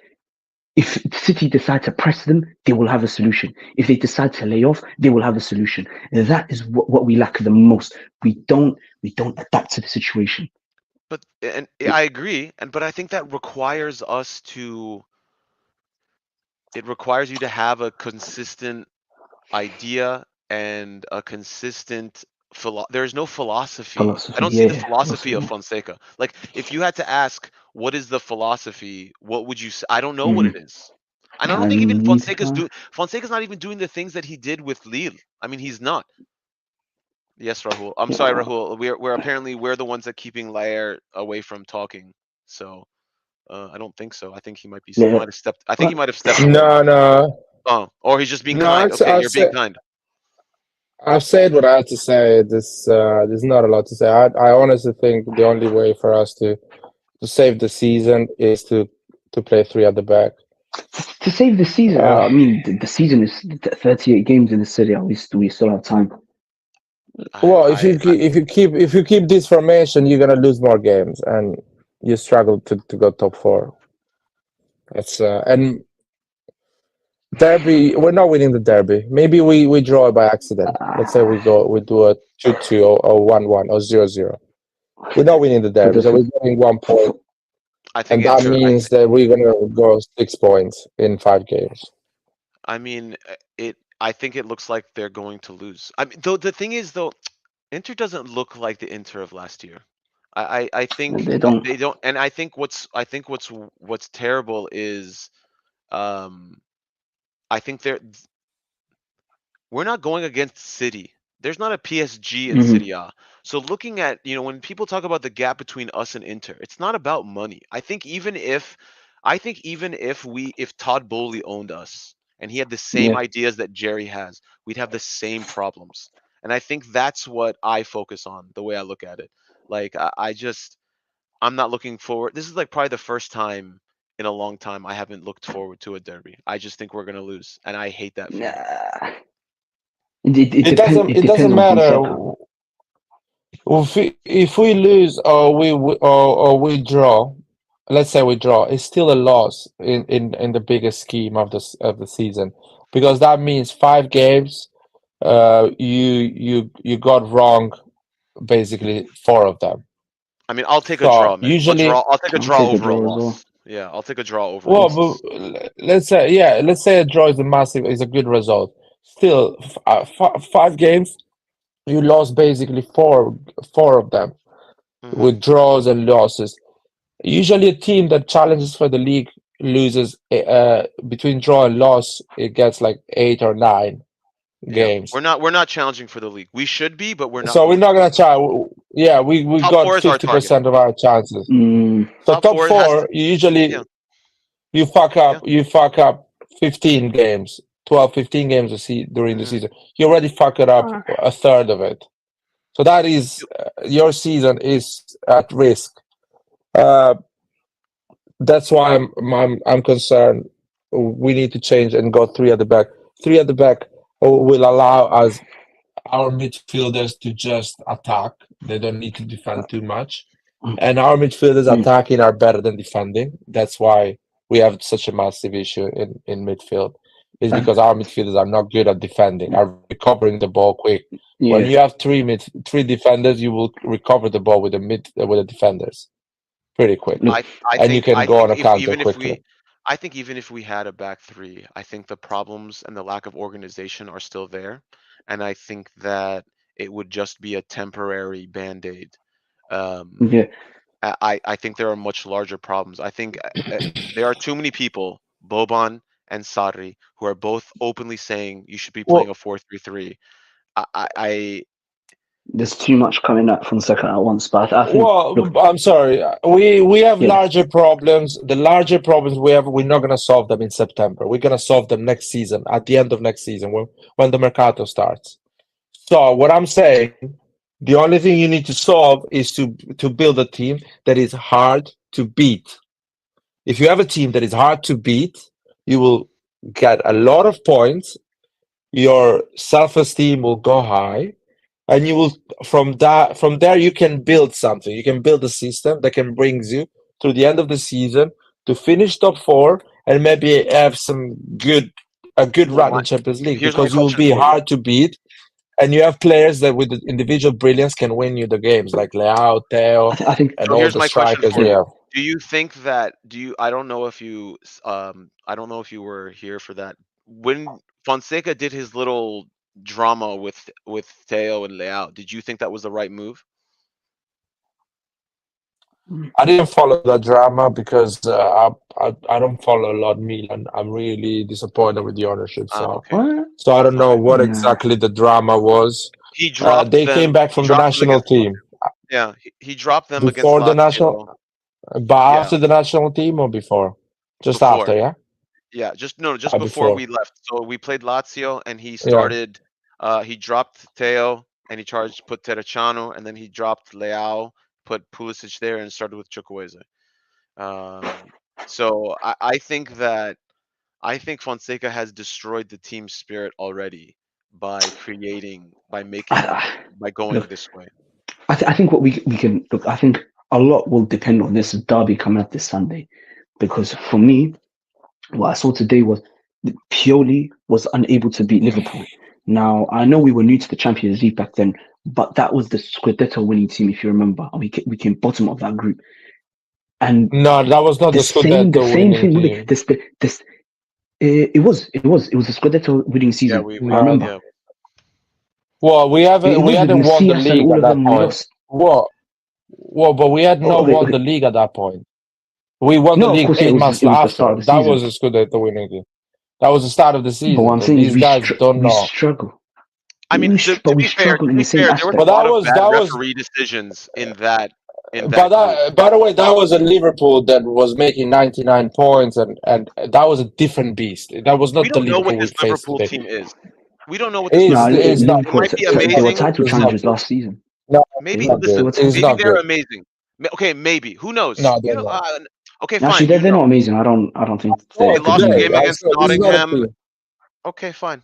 All right. Well, It again, doesn't matter. I saw them today. They can get beat by Napoli, Inter. They Yes. can get beat by any team in Premier League. It's not an incredible team. okay. So then, Let's say that. again, then the difference then I don't think it's about our players then if their players aren't again. It looks at it. It's squad construction, but it's also about the tactics don't serve the players. When Carlo Ancelotti takes over a team, he takes his tactics and formulates it to his players, Look. rather than tries to force the players through a system. Yeah, I I know. don't see the Look, system. Fonseca has Well, that's already what I'm said he's saying. The already. players we have are perfect for the three at the back. The players we have are perfect for the three at the back. I don't know. End of the story. End of the story. These are players for three at the back. The squad we have.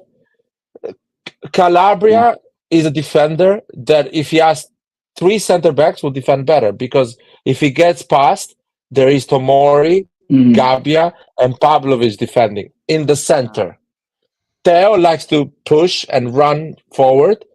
If he doesn't come back, or if he's not perfect at defending, he will have Pavlovic, Gabbia, and Tomori in the Who are your center center defending mids? him.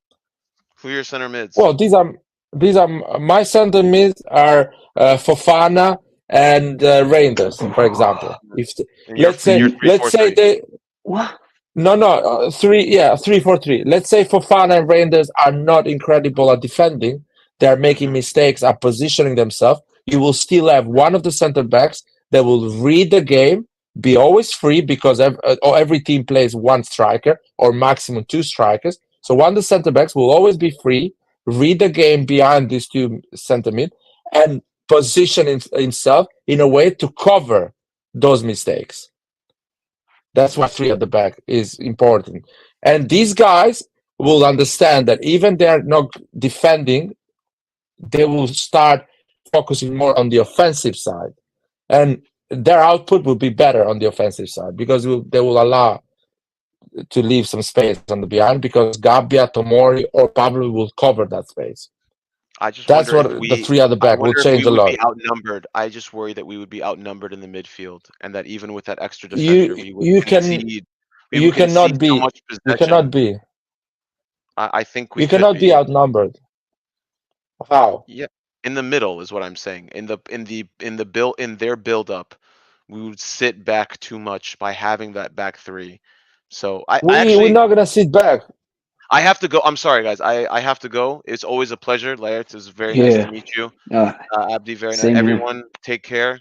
Thank you for having me on. And I'm sorry Yeah. if I pissed off anyone. You guys are great. And Yeah. That's okay. Yeah. I see. Yeah. Same here. I'm gonna toss out as You're well. going now. So Okay. you say? I'll entertain people. You gonna All stay a right then. bit or are you going? Nah, Stay. I'm gonna go. It's bedtime, mate. All right. See you later. Yeah, see you, man. So I just want to say to the people in the live that I cannot change the comments because I don't have access to change the live.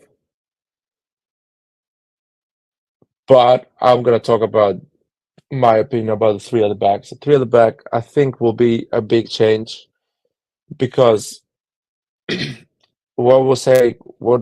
guy before was saying we will have one man less in the midfield, but that doesn't matter because the problem we're facing here that we have one man less in key positioning of the pitch. So adding an extra midfielder, adding an extra defender in the center will cover us in the key positioning of the pitch. So let's say we are exposed on a counter, we will always have two center backs between the lines. Those lines that are right now exposed between Calabria and Tomori, Pavlovic and Teo Hernandez, or between Pavlovic and Tomori. There is those lines there where the ball goes in, the players run in, and we are experiencing a lot of difficulty. If you put an extra player, Gabbia, he will cover the spaces between Tomori and Pavlovic. Tomori and Pavlovic will go more wider, and they will cover better the space between Calabria and Tomori, Pavlovic and Teo Hernandez.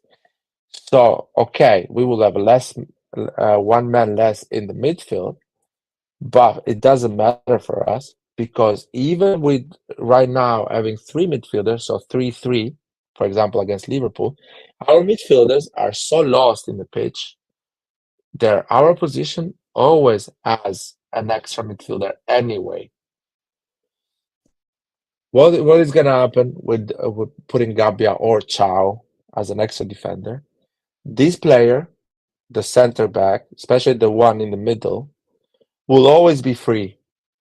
So his job is not gonna be on marking a specific striker. He's always gonna be the one that he will read the game. And on the other side, Tomori and Pavlovic will be more free to be aggressive and go a bit more higher in the pitch and become that extra defensive midfielder.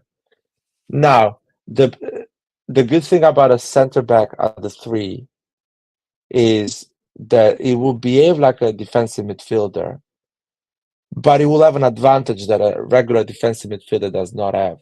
They will always face the pitch. They will always have the game in front of them. Usually a defensive midfielder, most of the time, does not have the vision of what is behind him. But a defender will know what is behind him because he's on the line of the defense, so no one is behind him, just the goalkeeper. And he will see what is going on in front of him. And he will always be ready to sprint, get in that empty space, and act like a defensive midfielder. And defenders have a higher aggression. They are better at recovering the ball, and they will know how to do a tactical foul or to actually just intercept the ball. So that's what it's going to add to our midfield. The two midfielders on a 3-4-3, at this point, they will be more in charge of of the game when we have the ball. So they will not worry too much on recovering the ball, because our main concern will be just to go back and position ourselves. They don't need to recover the ball. We will just kill the space, and the opposition will lose the ball automatically. So you will see that Reinders, Fofana, Musa, Ruben Loftus-Cheek, which are not great at recovering the ball right now, they will recover the ball much often with these solutions, because the opposition will lose the ball more often, because they will not find the spaces or the right pass, because you will have three at the back to cover the spaces. After that, them recovering the ball, because the opposition will make mistakes, will allow them to go on a quick transition. Why the teams that play three at the back are the teams that have a quicker transition? Because most of the time, the opposition loses the ball in key areas of the pitch because they don't find the space. And the midfielder usually gets that ball that is lost and quickly has a Theo Hernandez or a Calabria always free, because they are not worried to go back all the way down at the same level of Tomori Pavlic. They can stay a bit higher in the pitch. So they will be ready to sprint. So even you have no clue where to put the ball, you just, without even looking, you just throw the ball on the left and Theo Hernandez will be there. Throw it on the right and Calabria will be there, because you have three center defenders that are covering the back line. And that will allow you to go on a quick counter. That's what Inter does. Inter with DiMarco and Dumfries. Every time the opposition loses the ball, their midfielders is not reinventing the wheel or being a genius. It's just throwing the ball wider, because they know Dumfries and DiMarco will always sprint forward, because they don't need to worry to defend, because three defenders, they are already there. And if they want to just absorb the pressure, they're just going to release the ball to the center backs. The center backs are three, one on the left, one on the right, and one in the middle. So you will always have one or two always free. And if they are not free, you can go to Mike Magnan. So you will have four options to absorb pressure if you don't want to go forward. If you want to go center, this is the point, this is the question. Do you want to play 3-5-2 or 3-4-3? Now, if you play 3-5-2, you will have an extra option in the middle to release the ball and go on a counter. But anyway, that doesn't matter, because every time you go with a direct ball in the middle to one of the two strikers, one of the two strikers will get the foul, will release the ball to another midfielder, or will go wide to Dumfries or DiMarco, in this case Calabria or Theo Hernandez. But we don't need to do that, because you can do that with 3-4-3. What do you do with 3-4-3? One of the three of the forwards can be Tammy Abraham, how's it called? Morata and Leao. Leao stays wide on the left. Tammy Abraham and Morata stays close together, one a bit more on the right. So you can always have that option to go forward with your direct pass. They will stop the ball and just try to go wide, or go back to another midfield that will be moving forward. Now, if you decide to play with Pulisic, still you have that option, because Pulisic, the way Pulisic will behave, he will go in that mix in the middle, almost like a number 10, to ask for that ball. So you still have that counter attack, direct ball, so you can go on a quick transition. Plus, you have the Leao option, which is an incredible option if you go on a quick transition, because if Leao gets that ball, he goes on a 1v1 with a defender. Theo Hernandez is running close to him. He will have the striker. Plus, the midfielder that pass the ball will allow the other midfielder to actually make a run and go closer to Leao, or actually sustain the attack. Now, you cannot do, with this formation, you cannot base your team on a possession type of game.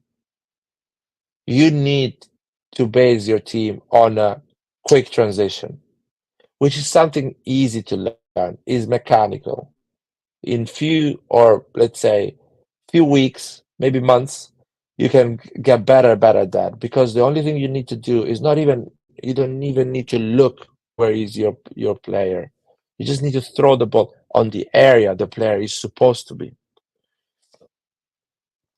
So the midfielders, honestly, they don't even need to look. They just need to throw the ball on the, let's say, on the left side of the pitch. A Theo, a Leao, or a Morata will go and get that ball, and do a 1-2, a quick one. You can throw it on the upright, and a Calabria, Pulisic, Tammy Abraham, Ruben Loftus-Cheek can play as a number 10 in this case and get those high balls. So there is multiple options for a quick transition. And if the quick transition does not go anywhere, the team quickly will just position themselves and kill the space for the opposition. And the opposition will get frustrated, try to verticalize, and lose the ball or not find that corridor, because you will always have an overcrowded spine and center of the pitch. And that will allow you to be extremely solid, gain an extra high, tall player on set pieces, because playing a 3 at the back will allow you to have an extra tall player. And if you play Ruben Loftus-Cheek, you have 4, Theo Hernandez 5, Morata 6, Leao 7, and the goalkeeper 8. That is a lot of tall players. And if it happened that you are decided to play, actually, even Fofana is a tall guy, he's not short. You have almost 9 players on set piece that are tall. And if you decide to not play Pulisic and you're playing Tammy Abraham, you have 10 out of 11 players that are tall. So you will win more aerial battles on set pieces, because this is a formation that requires tall players, or at least allows Milan to play with tall players. So you will have the occasional Reinders or Calabria that will be the shortest, but all the other ones will be tall, and you will have a lot of bodies to cover set pieces as well. That's why Inter does that, because Inter has an extra defender or tall player. Usually Inter gets the extra tall player thanks to the 2 strikers that can jump properly. But anyway, these are the benefits that Milan can gain from a 3-4-3 or 3-5-2. Yeah, and I think it's the only quick fix that I see at this point. I don't know if Fonseca will do that. If he doesn't do that, I don't think he has the time to do that for the derby.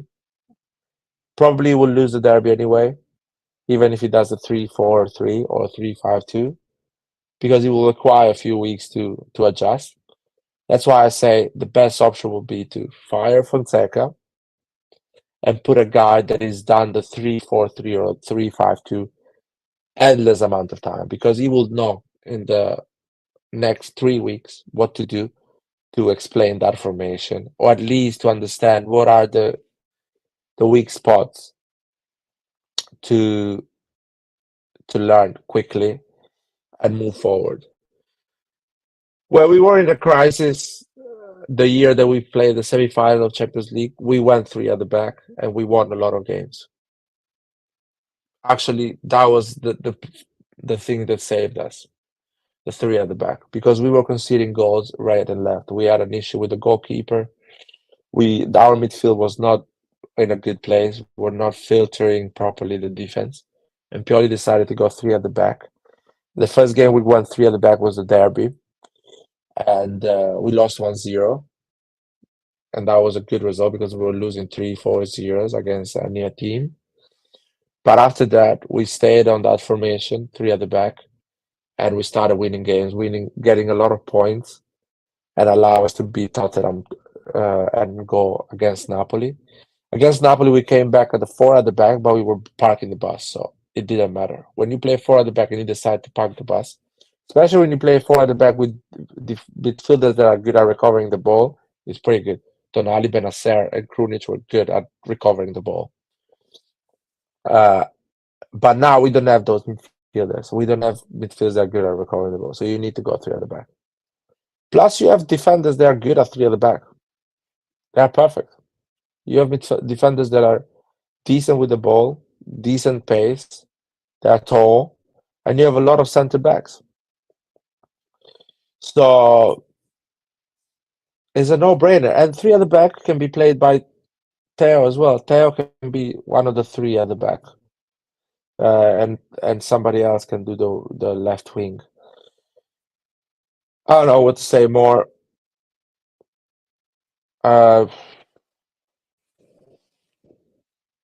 It's I don't know which coach will come after Fonseca. I don't see Fonseca winning the derby. I see they're already looking for somebody else. If they don't change Fonseca, if they keep Fonseca for after the derby, if we lose the derby, or if they keep Fonseca for a while, that's a massive loss for us. And I think I'm gonna go to sleep. I just need to check if Roy is coming back. Let me check. But no, the derby is not gonna leave. I don't think the derby is gonna leave Marseille. I don't know. I don't. It doesn't look like.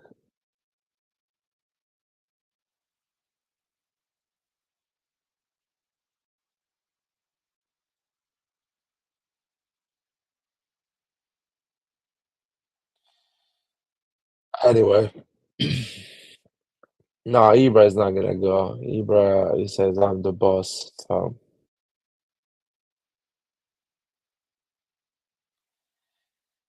no, man, Milan is not gonna win games again because I'm back. It's just I'm hoping we sell to another ownership. So I don't know. I'm good.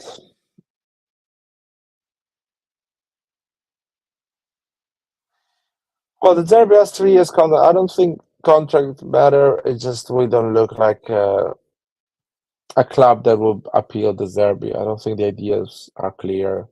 I don't think the team is built properly. It's not fair for the derby to get a team that he has not built. This season is fucked. Yeah, I think it is. I think they need to change coach as soon as possible if they want to save the season. I think Gianpaolo got fired in October, if I'm not wrong. Something like that. So it has to be. It has to be next game if he's not winning. But anyway, I'm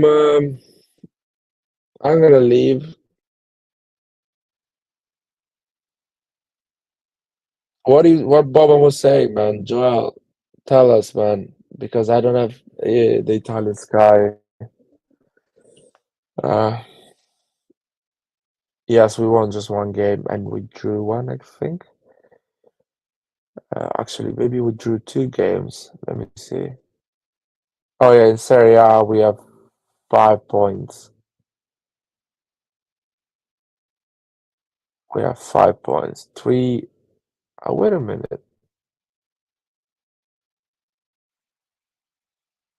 Yeah, yeah. 1 loss, 2 draws. So. Who do you guys think is gonna win the Serie A, by the way? I think Napoli is going to win it. I think Conte is going to win Serie A.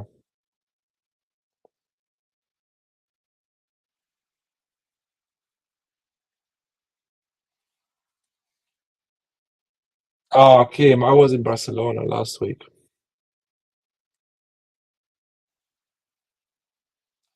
Yeah, I'm waiting for Royman to come back because I need to close in July. Nah, Monza is not winning, man. Winning what, by the way? Monza is 3 points.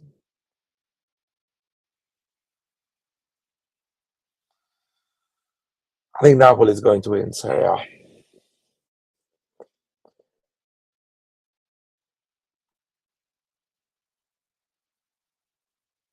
Yo, what's up? Yo, Roy, man, I'm Everybody back? gonna go.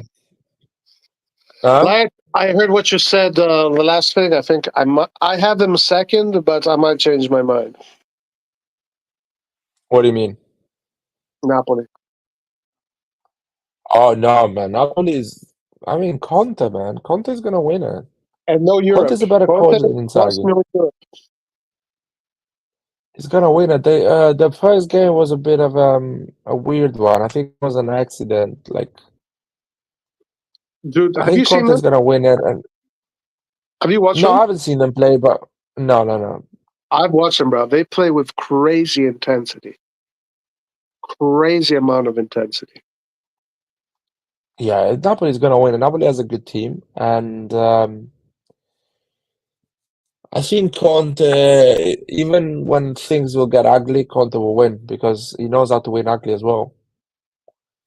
So they don't need to perform and win every game, Oh yeah, of 5-0, course. 3-0. Of course, yeah. And Inter is not gonna be the same this season. I think we'll lose a bit. I see Juventus maybe can do something, but it looks like Juventus is not gonna happen this season. Yeah, I saw them. I was watching them today. PSV is a shit team. Easy game for them. Yeah, Juventus is gonna be back on top four. I think Napoli, Inter, and Juventus are gonna be in top four this season. Yeah. No, So there is just one space for top four for us available. Yep. And we are fighting against Atalanta, Lazio, Roma probably. yeah. Oh, guys, And I thought you guys were sending me messages, guys. I was doing something. I couldn't listen. Sorry. that's okay. What do you think about the three at the back? I talked about a bit the three at the back. Did you heard the chat or not?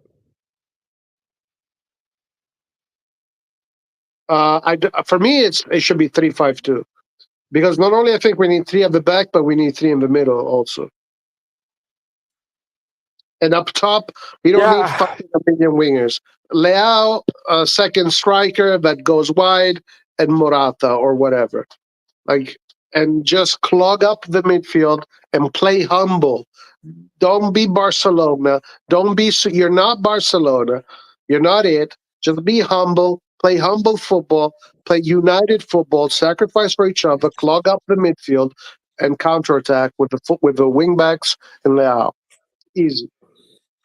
For me, I like don't that. have I don't have a strong opinion on the 3-5-2 or 3-4-3. You know what I mean? Either ways, I'm happy. The only big question mark for me is the three in the middle. They can be disrupting each other. It will be super overcrowded for them, and they will kind of damage themselves. That's the only because you will have an extra defender plus another midfield, so you will I have mean, that's how. basically It's three of how the Inter plays. six in the center. No, Yeah. but Inter has some good midfielders. They know how to don't step each other's toes, and they know how to cover each other. I don't know if we are able to do that quickly. So having one midfielder less will allow the two midfielders to kind of behave like a double pivot, which is something they have an idea right now. I mean, I'm not saying they're great, but they have an idea. And maybe what you can do to kind of make everyone happy, the 3-5-2 or 3-4-3, the third attacker can be a Ruben Loftus-Cheek, which is a guy that can behave like a second striker, number 10. Or a Pulisic that instead of staying wide on the right, just So gets more a like bit in the you middle mean and more like a 3-4-1-2 kind of thing. yes, something like that. Yeah. Yeah, I'm fine with But that. yeah, I'm happy with the 3-5-2. I'm happy as well. I'm definitely happy as well with that one because as you said, just defensive, humble, killing the space, being hard Yeah. to beat, being frustrating against the opposition, so they lose the ball. At that point, you will have so many people in the middle. The opposition will lose the ball. You don't even need to be good at recovering the ball. They will lose the ball, and you will go on a quick transition. But as I say, you fire Fonseca and you hire a guy that is an expert on a 3-5-2. A guy that has played the 3-5-2, coached so many times that he can come in and have an impact straight away with the players, so you I don't agree. lose time on. I agree. That's my humble opinion. That is the only way to save this season, for Jerry Cardinale and these people to save their face. Now listen, That's the for only me, way. the season is done. There's no way to save it. I mean, yes, if you bring in a coach, I just don't have faith they can bring in the right coach. But for me, I said this against the Venezia game already. Season is finito. We might as well pack our bags and hope for the best for next season, because they made too many mistakes this summer and they prepared the team like shit. It's too late. Now, if they bring in another coach, maybe they can salvage something, but I don't believe they can. I don't believe they will, and I don't believe they will make the right choices.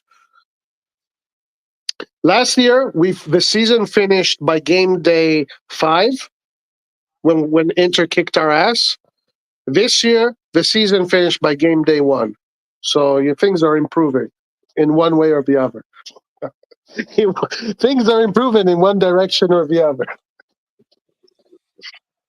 No, I wanna add about saving the season. For me, saving the season, I don't mean going back and challenging for the title. For Oh me, yeah, saving the yeah, yeah. season is finishing top 4. Oh yeah, for sure. Yeah. Finishing top 4. So because we are fighting for that top 4 spot against Lazio, Lazio, Atalanta, Roma, maybe Fiorentina, whoever is gonna be at the end of the season in that spot. That's why we need to act now. Earlier you act, Yeah, you got to do it and right better away. will be. You cannot wait. Yeah, right away. No wait time, because at the end of the day, probably you will finish top 4 for 3 points or maybe 5 points, which you're gonna gain as soon as possible. For me, saving the season is finishing top 4 and having a decent run in Champions League. Like, not like getting humiliated like tonight, but at least we can watch games and think, or at least we can beat those 5 games, those 5 teams that we're supposed I to mean, beat. come on. If we don't win those games there, what the fuck, bro? We Seriously? need to at least hit 15 points. Yo, with the Hit players we 15 have, points, and that's it. we should beat those other teams. So we have Real Madrid. Yeah.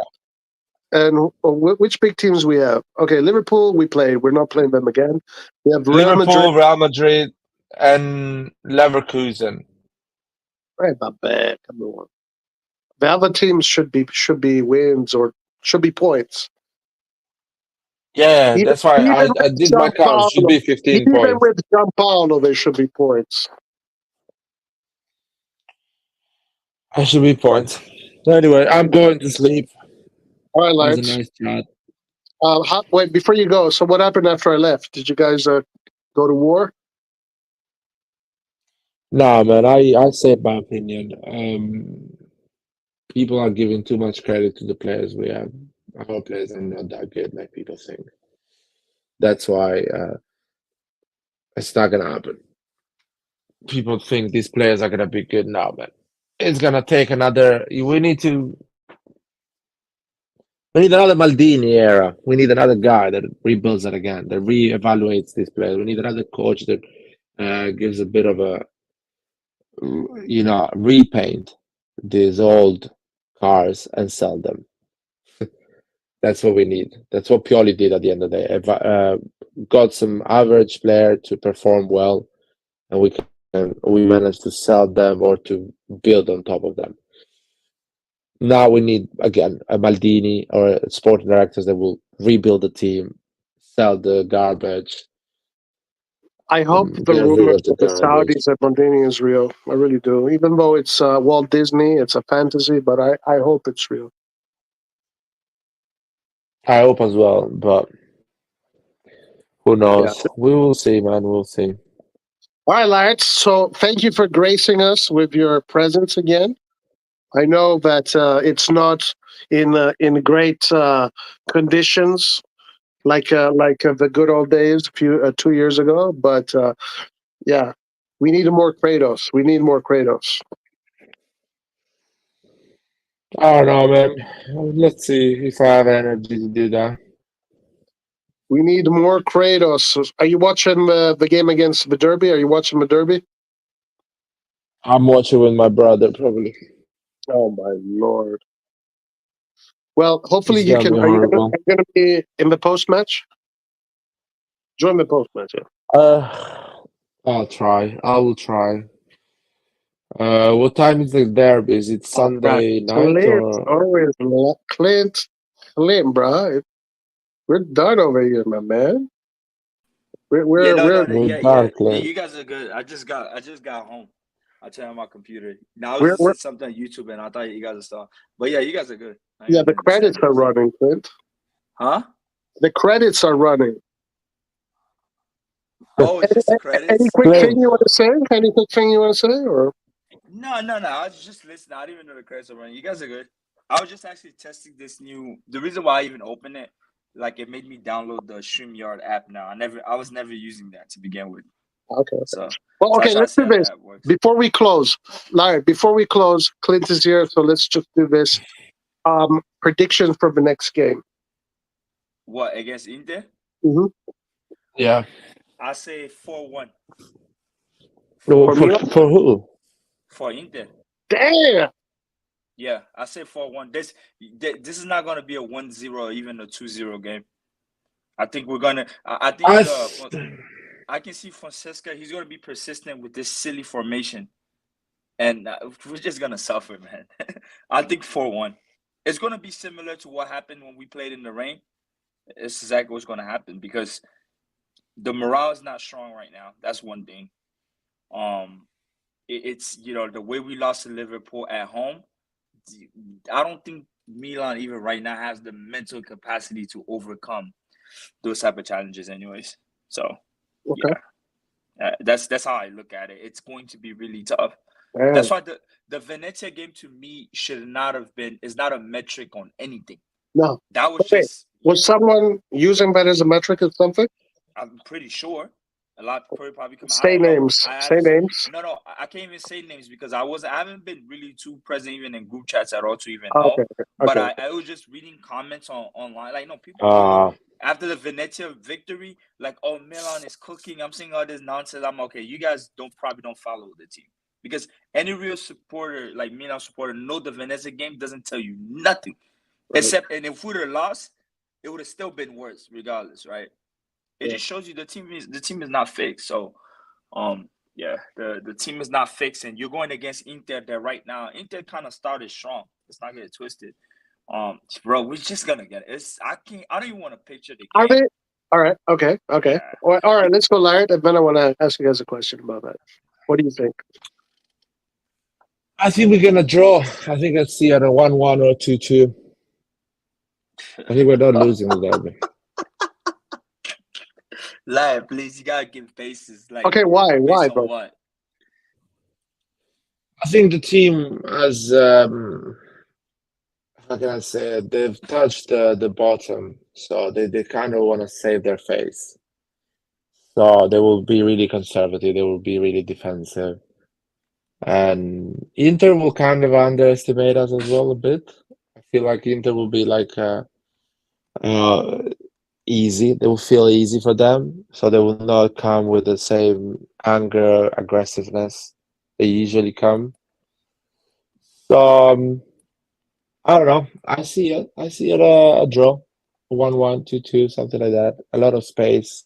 I think they will leave some space for us to explode. I think Leao and Teo will have a great performance. I'm going to take the cheap route out of this, and I agree with both of you. I think it's going to be a shutout for Inter, and they're going to just destroy us, or it's going to be a situation where Milan finally breaks the streak.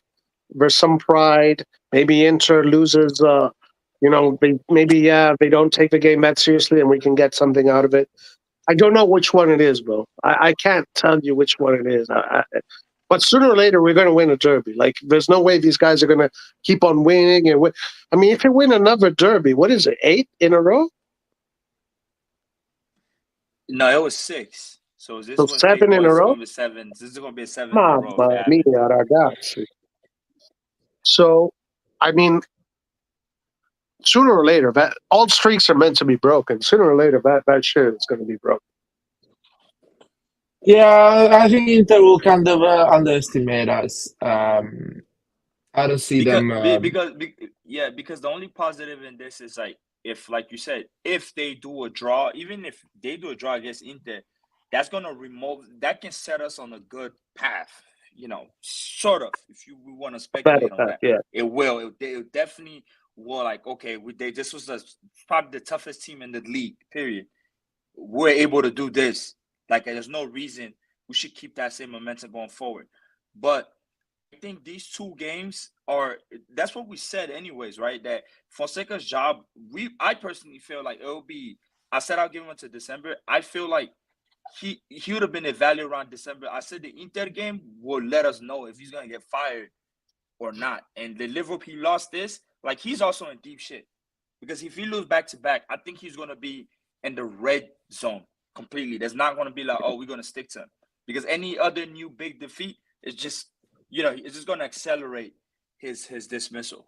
That's how I see it. But I don't understand. So you said you'll give him until December, but given the results now, I'm speaking from a management perspective, because I kind of look with this Fonseca thing similar to like what they did to Sheva when he went to Genoa. And you remember Genoa had that tough schedule of 7 games in a row where they were playing all the top 6 teams and they're already struggling relegation, and he came in, and I think Sheva actually lost all games and he got fired, which he should never took it. Yeah, but he came in the middle of the Fonseca season. does. No, Fonseca does not have a difficult start. And exactly, that's one of these two. But the reason why what I'm trying to essentially get at is those two this week, like the Inter and the Liverpool week is really going to determine. And we already started off like -1 already. So that Inter one is going to be, so unless we win the league, because if we fall out of top 4, right? If we don't make top 4 this year, I think we're going to look at this period, like this week. We're going to say the Liverpool and the Inter game like this period. Yeah, that's how I see it. Clint, if I was a sporting director, I would be having interviews with managers right now. Yeah, if you had a sporting director, we don't have that. If I was a sporting director of AC Milan right now, I will not sack Fonseca, but I will be having interviews with different coaches and try to find the right one, because Fonseca is done. He is done. If he's not this week, will be next month. If he's not next month, will be before Christmas. He's done. Yeah, and I said before Christmas, get rid of him. Find a coach and get rid of him. That's it. I'll say before Christmas.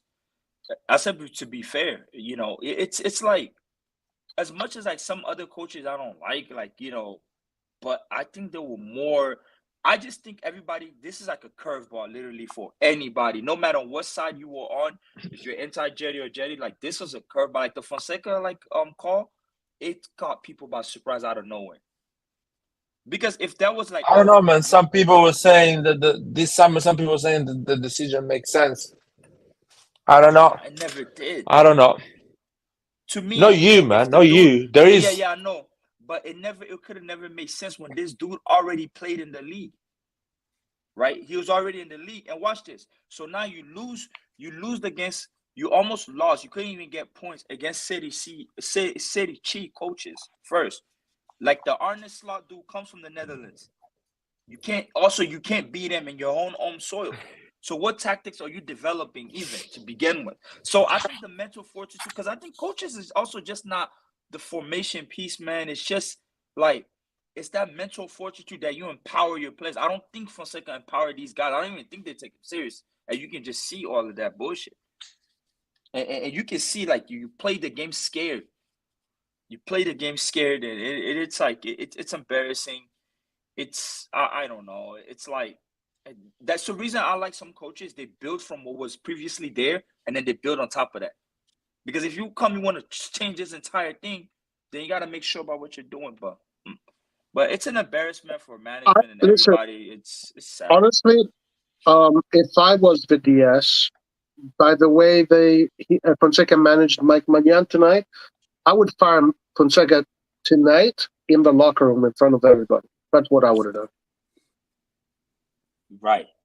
And I forgot too, that other kid, if that other kid is playing the derby, bro, we cook like, I mean, he's good and he can do some amazing stuff, but the inexperience and, there's not going to be the people even around him had lost too much of that team that I feel like the energy might also affect them.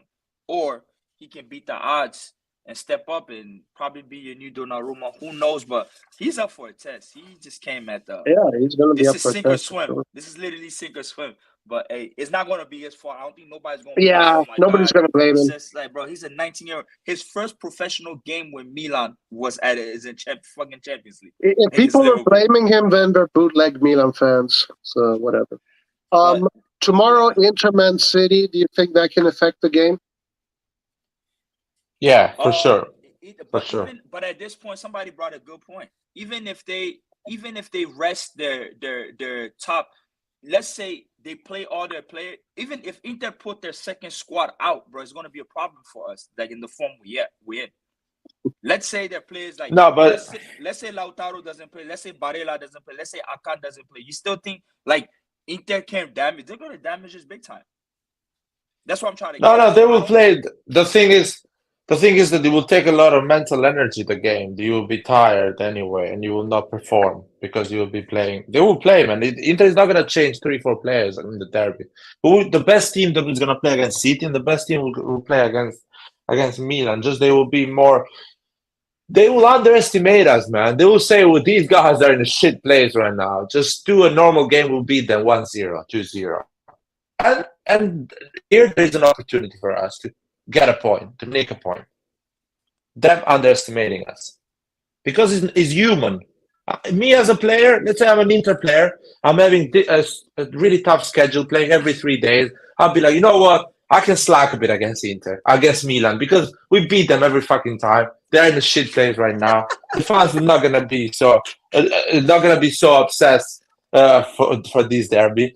So I can slack a bit, and you know what? Even if I slack, probably I win the game. So that's what's gonna happen with the Inter players. Yeah, it was.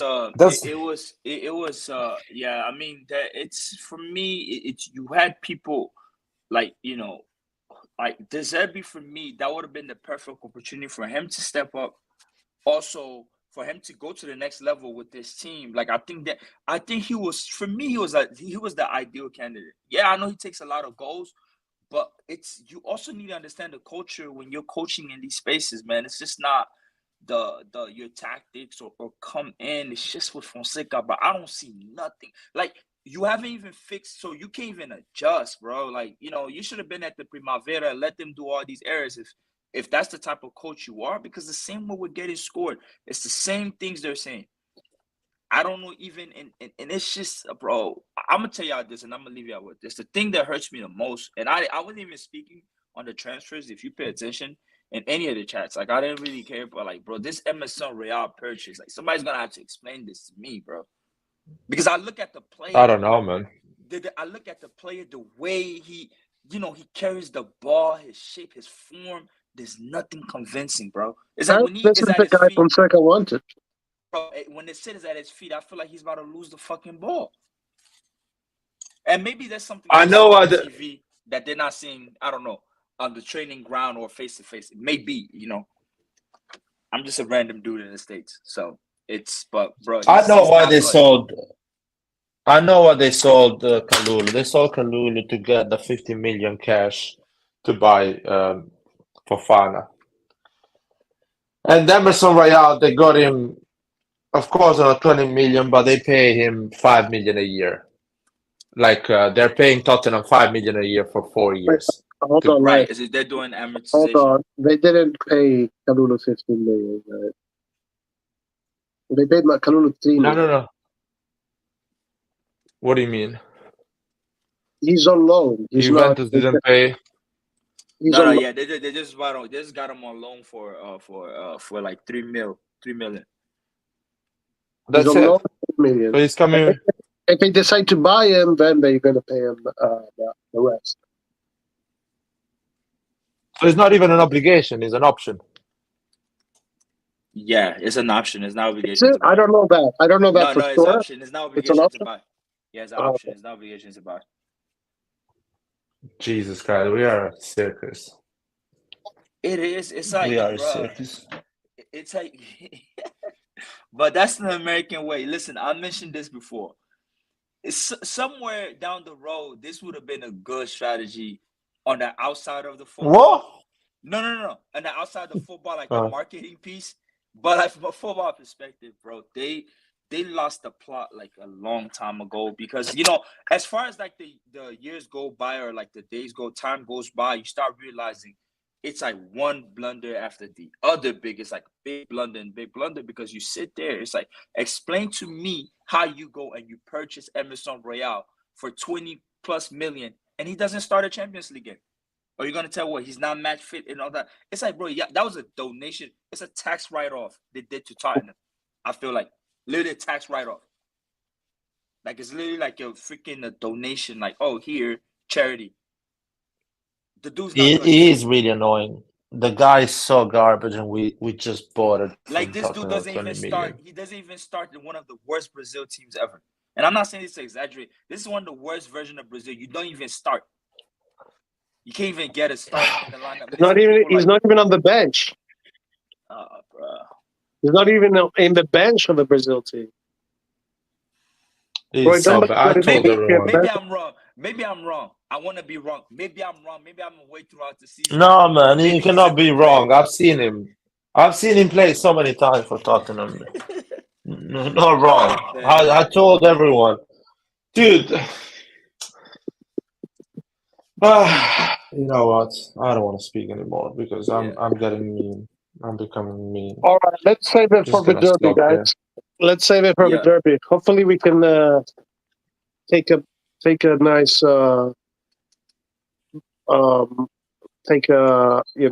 I mean, even if we win the derby, nothing changes. But at least we can say we won the derby. At least, hopefully, knock on wood. I don't know. Yeah, hopefully, but they need, if we want to do something this season, I think he also needs to find a proper starting lineup, and like a starting formation like he can just roll with and believe in it. Because I don't think he even know what he wants to do. Pulisic was supposed to be this new Zidane, glorious number 10. Right. But then all of a sudden, Chukwueze, you put him on the bench, and now Pulisic is going back to his position on the right again. So it means you don't even believe in your ideas no more. So you don't even know what you got going on. It just doesn't work. It doesn't give you enough cover. It just doesn't work. Guys, Pulisic can be a number 10 against Costa Rica. With all respect to Costa Rica, he cannot be a number 10 in Serie A, guys. End of the story. He's not a number 10. He has to be wide, and wide still is not amazing. He's an okay player. He's good at least at finishing and at taking his chances, which is a big part in football anyway. But more than that, maybe a second strike. I don't know, or something, or maybe on the left wing. Maybe he's better than Leao on the left wing. I don't know. Just. All right, Kim, last words, because now I got to go for real. Last words. What's going on? I don't know what to say. Absolute disgrace. Like, how do we not sell out the stadium? I mean, it's a shit show. And, about the management, all bunch of morons. And as I said in the comments before, I don't know if any of you saw it. If this management we got now, if they were based in Paris, mate, they'd be getting abused and threatened outside their own homes like they do at Paris. That's what I think would do. I don't know how they're walking around the city of Milan like that. They're fucking walking on city of Milan because they don't deserve that job. Yeah, they just got it because they knew someone. That's the best, because Fulani is a family friend of Jerry Cardinale. He said the family friend. Is he? Like making up shit. Of course, man. He is, man. Of course he is. He's an Harvard kid. These are all I friends. don't know. But that's what it's about. Anyway. Friends. No seriousness. Just friends. Yeah. Awful, awful. You know what? For me, that's a key word. Seriousness. There's none. No. No, there's not, and it's like, but the thing also is like, where we're supposed to create embarrassment, maybe to create a bigger change. Milan doesn't do that at that time, so they go based off that to still put their, still put their faith in their beliefs. What I mean by this is, let's say we go on an American tour. You're expecting, okay, let's go and like we need to lose all these games. No. Now Milan wants to win, the Man City game, the Madrid game. So they're seeing there's like, oh no, it's working. The marketing campaign, boom, boom, boom. We won in New York. It's like you want something to fail where like, okay, it was derail a little bit. Doesn't happen. Because this Italy stuff, essentially us losing Liverpool and all that, they have a way to come and masquerade with, I don't know. I don't know. But at this point, bro, I'm going to be honest with y'all. I want these dudes to fail. I know I said it's reality, but I want these dudes to fail, bro. Maybe Wall Street so they fucking can leave, collapse. right? Maybe Wall Street fucking collapse or some shit like that. And I think if that happens, that's good because they leave. And people mustn't confuse that. Oh, you're not a Milanista. No, you're a Milanista. That's why you're a Milanista. That's literally why you're a Milanista, because you want them to fail because so they get out of the way. Instead, you got these bootleg Milan fans telling, "Oh, you're not a Milanista because you want them to fail." No, if they don't fail, Milan is going to fail. No, but I was no. I was on y'all for that, and I admit it. I was on y'all. No, but it's like y'all also didn't want to support the team. I still support the team because I try to cut them off. I follow the art, maybe not the artist. It's like that. That's how I look at it. But you're right. I mean, look at Zlatan. Zlatan is looking idiotic day by day, by the way. And the reason why I say that is like he comes out and he's looking idiotic like day by day. And the reason why I say that is because he's an idiot, dude. Yeah, nobody asks him anything. He come out and make these statements, and now we look at you, or we know what striker we're getting, or we know what coach, we got faith in his beliefs and all that. All right, bro, you sure about that? Dude, he's immature. He's hanging out with Show Speed, for crying out loud. What the fuck does that say about him? Seriously, what a joke. I think he's in for the money, bro. He's making, those are the legends that come and kind of like tarnish their reputation at the club. I don't know if it's true, but I heard one of the journalists say that he's making $6 million a year. I believe it. I mean, Zlatan has a lot of money. He commands a lot of fee. Zlatan can literally come to the States and have his own fucking night talk show. That's the type of celebrity status he has. So to keep him around, I think it's ego driven as though we know what we're doing. It's like, bro, no, you don't. Like Zlatan, and that's the thing that hurts me is like he played under the best coaches ever.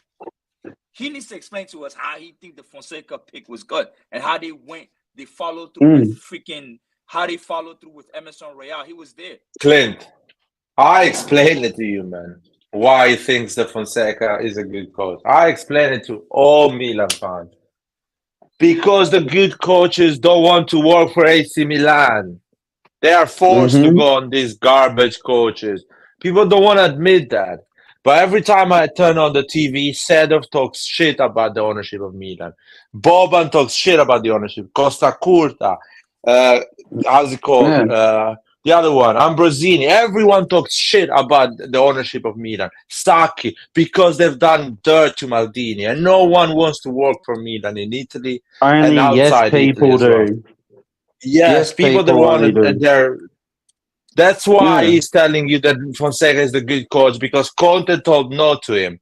And fucking De Zerbi told no to him. And all the big good coaches told no to him. So he has to come in front of the camera and say, we picked Fonseca because we think he's a good coach. No, because you cannot convince a good coach to come and work for me.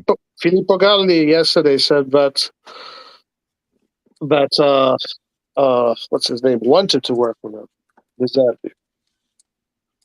Yeah, De Zerbi wanted to come. And that's why they closed the door. De Zerbi wanted to come to me. Did he do a waiting? Some of these coaches were waiting. Even the Thiago Motta deal, like you could have got it, And I keep reckoning. I say he'll fail, but so far with his playing style, I'm seeing good stuff. And I'll come correct if I'm wrong. I still put my little juju that he's gonna fail at Juventus. But let's see. But what I'm trying to say is, But what is failure at Juventus? What do you consider failure for him this season? Oh no, for him, I mean, not probably. Like, I don't know, Juventus probably going back to Allegri style. Not in terms of play, but I don't know. Let's say they don't end up in the top 3 or the top 2, but Roy, Clint, I'm going to ask a question to the panel and I'm going to sleep. You need to give me a quick answer, like a 30-second answer. Let's go. Okay. Would you take Allegri next Monday as a Milan coach? I can't believe I'm about to say this. Yes. Yes. Yeah. I'll say yes. I'll say yes as well. But I want him to just tell me that he's going to play 3 at the back. Because we know that he has shit tactics anyway. At least play 3 at the back, conservative football, win 1-0, and at least we have a solid structure and we can save our face this season.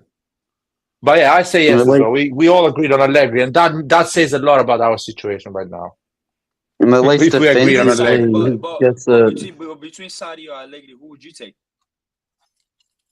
I'll take Allegri still. I don't know why. It's weird. It's a weird answer. Sorry. No, I'll take Allegri. I'll take Sarri. Sorry. Even though Allegri is what we really need, because we need to defend. But I'll take Sarri. All right, guys, listen, let's close it here because I gotta go now, and I gotta go. Have a good night, guys. Thank you guys for coming. Per favore, prega per noi. Say again? Prega per noi. Per favore, prega per noi. Yeah. Pray for us. Forza Milan. The Man U fan feels sorry for us, guys. That's how bad things are.